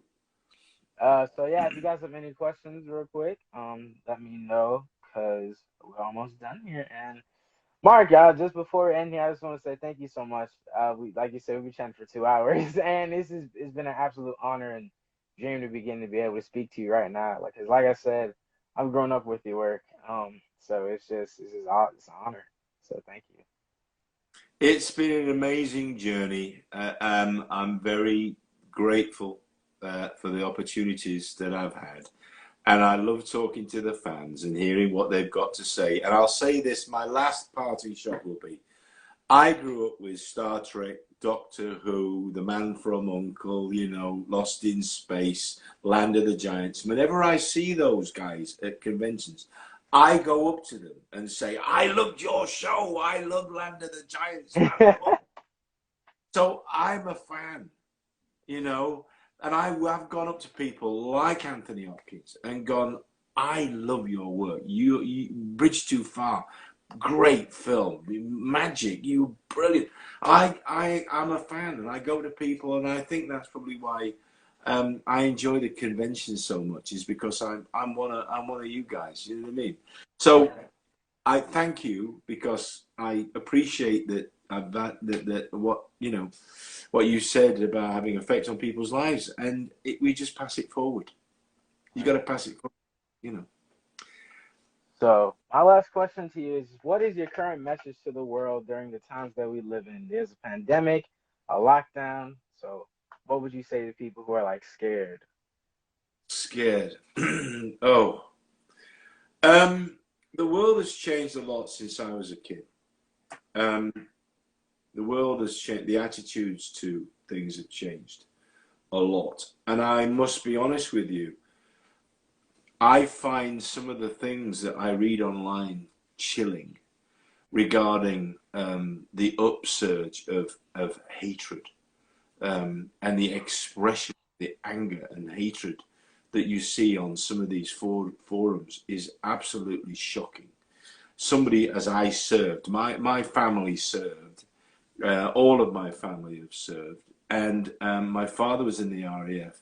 As I say, he had two brothers at the Battle of Monte Cassino, and another in the Merchant Marines. They all served, and it was no shame to call yourself anti-fascist. I'm anti-fascist. My entire family have been anti-fascist. I served so we could get away from fascism, from this whole lunacy that appears to have risen its head regarding this whole populist madness. And so I don't mind saying that. I don't mind getting political about that, because we are America. I think when you travel outside of America, you don't understand how it's viewed by the rest of the world. And I know a lot of people don't care about that. Right. I care about that as American, how the rest of the world views America. And we need to take a real good look at ourselves, and we need to look at what is actual truth, because I get into it all the time. I think the internet is a fantastic, amazing tool, Yep. and yet wrong hands, it's one of the most dangerous things ever invented by man, because everybody now thinks they have an opinion that everybody else has got to just bow down to, and that's insane. That's again, it's crazy. Some people's opinions really should be just simply banned. And so, as far as I'm concerned, it is a scary time. It is a scary time because the internet can be manipulated. It has been manipulated to affect the way that people think about things. And are we any better off? Well, is America looking at 200,000 deaths? 200, that word. I find difficult saying that. Britain is, I think, is now on the top side of 50,000 COVID casualties. I mean, these are World War II D-Day size, casualties in the space of a few months. The lies that have been told on all sides, really, where it came from or how we should react to it are massive. And as somebody that worked in this business, both in America and in the United Kingdom, we do have enemies. That democracy has enemies. They would like to see us broken apart. They would like to see civil war. Mm-hmm. I saw somebody on Fox the other day that I just was curious to watch, and they said, I won't want to say his name because I will not give him the time of day, but he actually said something like, the person that wins on election night is the president. Forget anything else. Forget anything else. Whoever gets the votes on that, that's the president. And the person that was interviewed, I won't say his name either, said, well, what happens after that? What happens? He said, there will be war. So they're already setting up the United States for civil war. That's what's happening. It breaks my heart. As much as I think the internet has been such a powerful, positive tool, its darker side, which has been manipulated, is quite scary and very sad. We should be looking at developing things like the next Hubble telescope, which looks out into the galaxy, finds a deep field out there and shows us how absolutely insignificant human race really is, and how really we need to cling together and trust science and trust these people to help us get over all of these little squabbling, petty, angry, fascist ideas. We need to get over that, and that's where we should be spending our money. Is more Hubble, more education, more healthcare, more taking care of people. As somebody that served in the military myself, I did not expect that I would be here in 2020 having to argue with people about the nature of real fascism. I don't get it. My entire family fought against fascism, and I guess we may have to do again. But I'm anti-fascist, for sure. I've served along every race, colour and creed, and worked with every race, colour and creed and religion. And I expect them to treat me the way that I treat them, and that is with respect. Running around with an AR-15 because you think that you can that's not service. That's not service. John McCain, who served quietly, protecting his fellow prisoners of war, that's service. To insult that, to knock that, to demean that is really disgusting. It's disgusting. It's the only word I can find. Anyway, that's just my little personal political rant. I'm now going to get hate mail from that. I know. No, yeah, you hit it right on the head. I completely agree with everything you're saying. I've grown up with the internet. I'm an internet kid. I'm on here doing my thing. I've never seen it so divided, people so mean, so heartless to one another. I've never seen it this bad. Even when 2017, it hasn't been this bad. I've never seen people talk about civil war, people talking about burning down buildings and houses and killing people. And I've just like, what are you talking? You sound insane. Like, do you listen to the words you're saying? You're threatening to harm and kill people, like, do you not hear how sickening that sounds? And I've just never. You've also got to, though, take into account, and I'll say this because it's true, I know it to be true. There are, whatever people think about QAnon and all these kind of, conspiracy theory crap, there are actors in the world that have set out to use that and wedge divide. I have it in some of the other forums that I work on, because I don't always go in, obviously, to Transformers forums or entertainment forums, but because of my background, I go into other forums, and very easy to spot a Russian troll. I'll say it. It's actually not that difficult to spot a Russian troll, because you immediately know by the way that they approach it and their word and their attack on you or other people that may have a different opinion. They are trying to divide. That's what they're trying to do. And people that allow that to happen, I'll say this, are gullible. They're gullible because they are not looking at this and going, oh, yeah, wait a minute. Who profits from this driving a wedge in society? Who's profiting from this? Who's making the money out of this? Who is making political gains by driving a wedge in American society? Okay?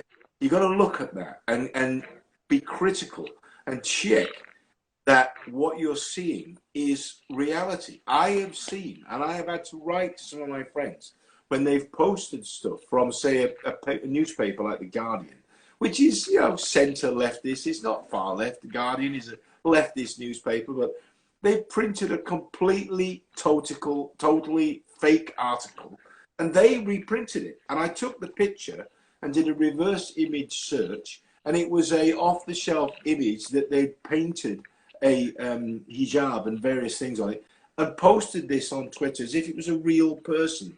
And I've had to go, this is not a real person. This is a fake profile, manufactured, then using the newspaper to sell you a story, and you believed it. You believed it because they bought into this, that the Guardian is left-wing, and that this is what you need to be angry about. I like to say to people, you need to do better research on the sources. Yes, absolutely. You need to do that, and I've probably even posted fake stuff myself and gone, what is this? I'm sure I've actually done that, but I usually go back now. I've learned to go back and look at what the source of this material is. And the whole aim of it is to drive a wedge into American society. And sadly, that is being done by the White House itself. They are doing it themselves. Steve Bannon, all of these people, Miller, they're all at this because that's the only way they can believe they're going to win an election. So it's very sad to see it. It's heartbreaking. I hope for better days. Right. So what would be your advice to people? Do more research and just get off their phone, or what would you tell them? I think if you're going to engage online, I've actually got it now down to a fine art, because in fandom, as you may not know, even in fandom, there are some people whose perceived power comes from who they know and what controversies they can stir up.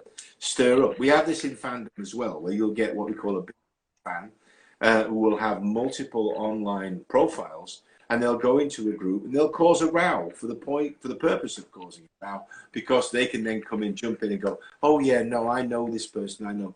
We know that happens. Okay, now blow that out to a political level, where you're talking about an American election. Look at the person's profile, look at who they are, what they're saying, what they're selling.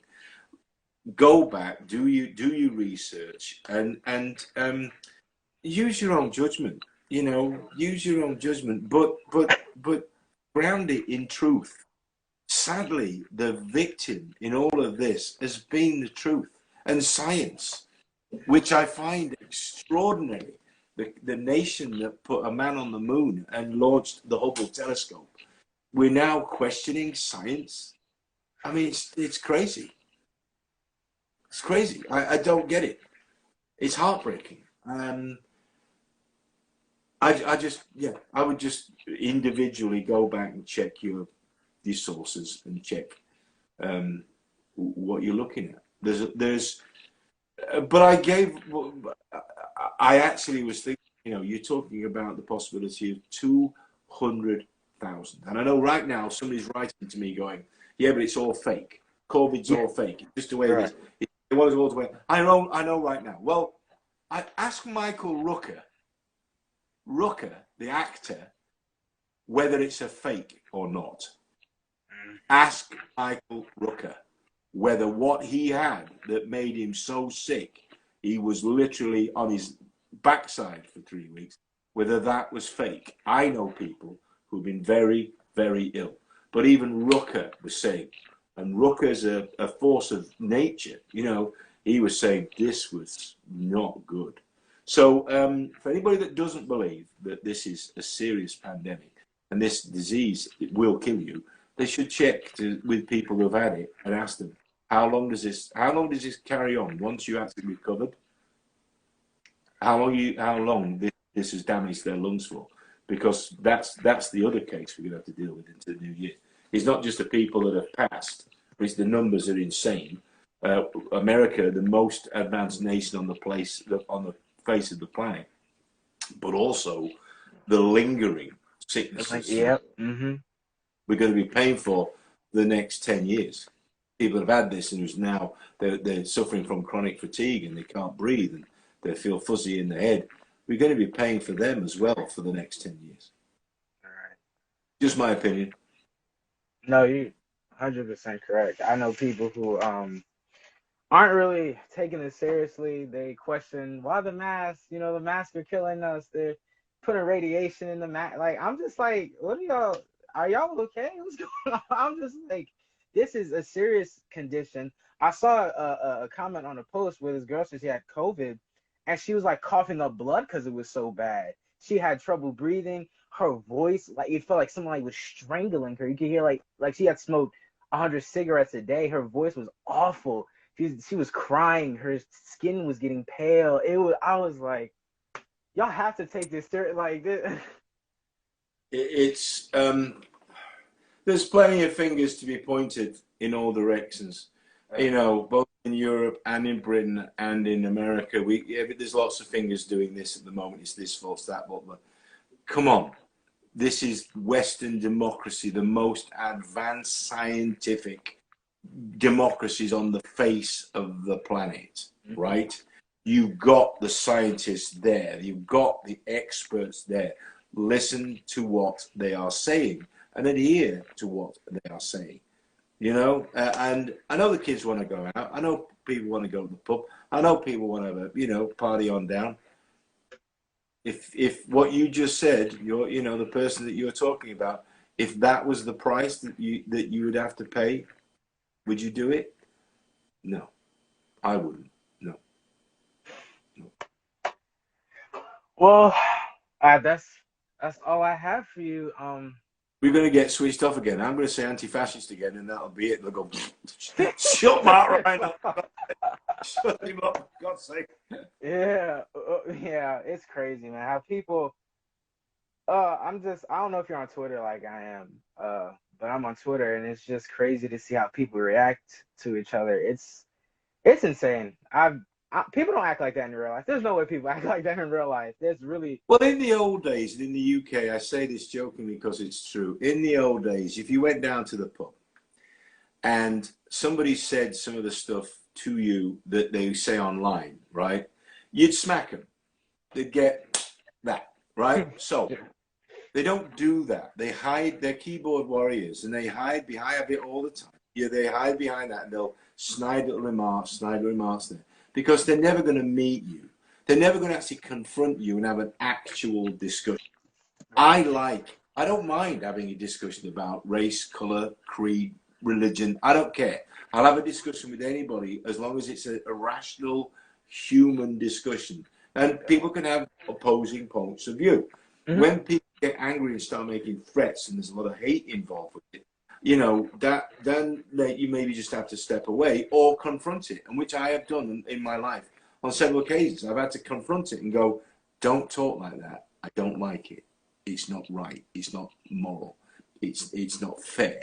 So you have to be able to do that on occasions. But these guys are sitting there typing. What the internet sadly has done is given everybody a voice to be as irrational as they feel they can get away with, and that sadly opened up a whole part of the human psyche, which is very destructive. I hope there is a balancing where somehow this becomes not normal to just be rude and attack people that you don't agree with. Everybody's allowed an opinion, okay? Everybody's opinion. That's the whole thing about, opinions are just like the other thing. Everybody's got one. And I'm allowed to have, and you're allowed to have yours. And they can differ, and that's okay. This angry, hate-filled, racist, right-wing lunacy that we appear to have allowed to take over the dialogue is what is dangerous and is sad, for me anyway, to watch unfolding. Not just in America, by the way. It's happening everywhere. It's happening in Europe, it's happening in the UK. But it just seems to be focused right now in the United States because of this, because of the coming election. Yep. Does anyone have any questions? We've been having an amazing conversation. We have an amazing conversation. I've enjoyed every second. You hit it on the head. You really do. Like it's crazy. You guys, your generation is the hope, and I mean this really. You guys are the hope because you guys are now watching this unfold in front of you, and hopefully in the future you will be able to go, we don't want that. That dialogue. We don't have to live with that. We can all get along. We live in the richest country on the face of the planet. We have literally every advantage educationally, everything food-wise that you could possibly want. There's no need for this, right? Then who is provoking that and why? Who's winning? Who's profiteering out of this? So you guys, literally, the generation that you and the younger generation from you that will be voting very quickly within the next 5 to 10 years, it will be down to you guys to go, we reject this. We reject this. This is not the way to go. There's no reason for it. We don't need it. We have alternative forms of energy. We can now, take energy from the sun. We've got any other types of scientific endeavor that we would be better on spending our money and investing in, rather than this crap, right? So you guys, I'm sorry that we have left you, or some of us have left you, your generation, this mess to clean up, but it will be yours to clean up, and I have great faith that you will. I really do. Wow. That's a lot to take on, yeah. Yeah, I think, it's important to vote. This is gonna be crazy. However, people, whatever you believe, November is gonna be a crazy month.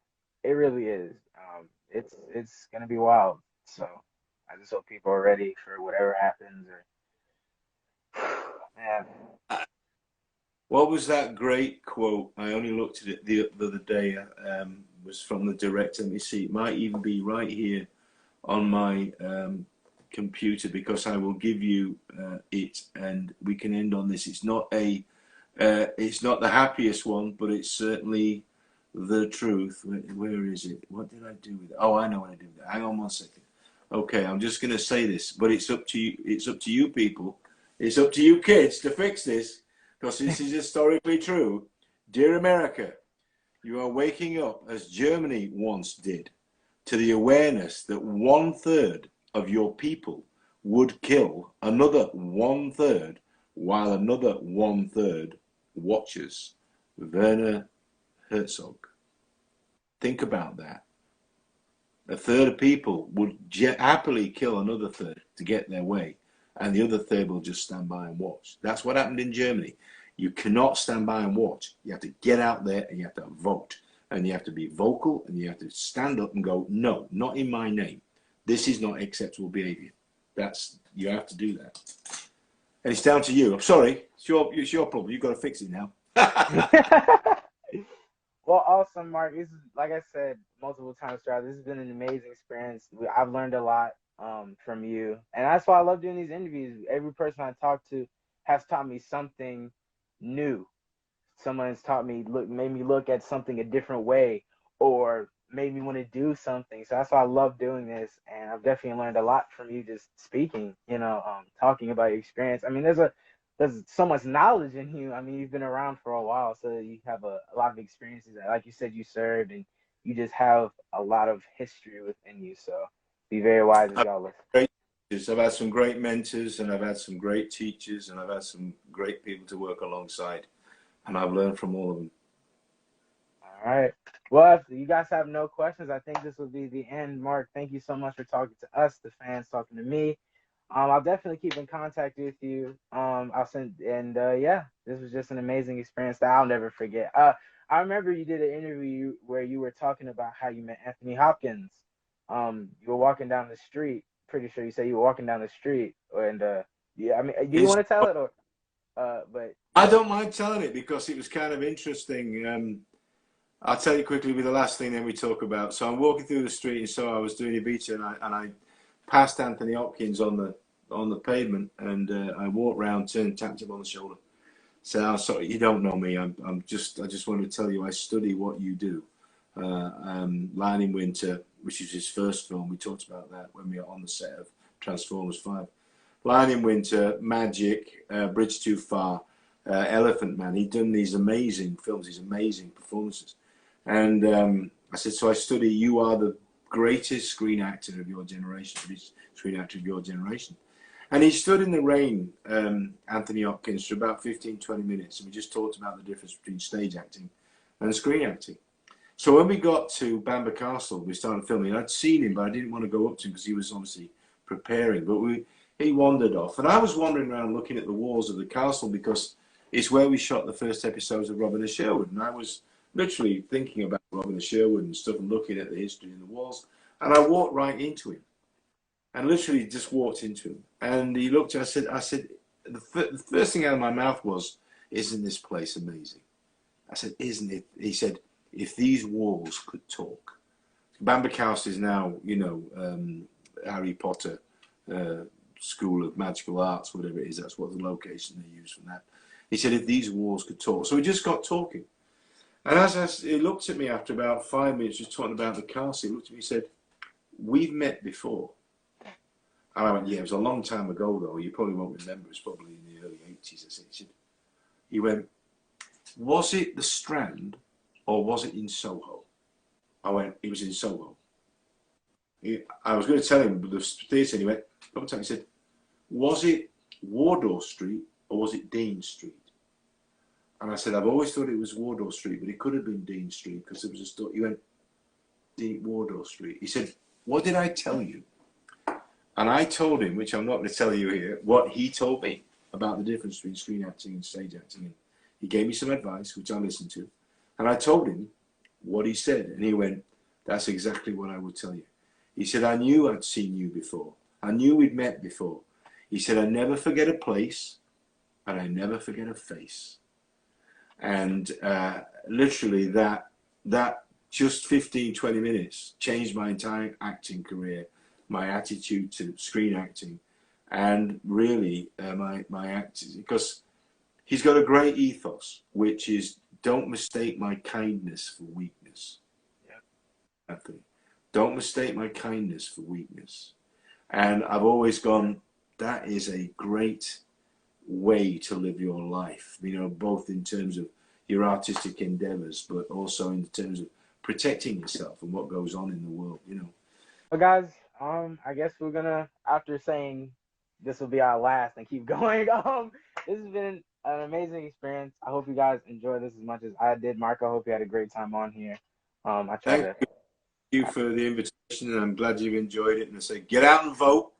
Get in there and vote. It's all down to you guys. Yes, sir. All right, Mark, have an amazing day. I'll talk to you soon. And bye, guys. Thank you so much. Bye. Okay, take it easy. Bye-bye.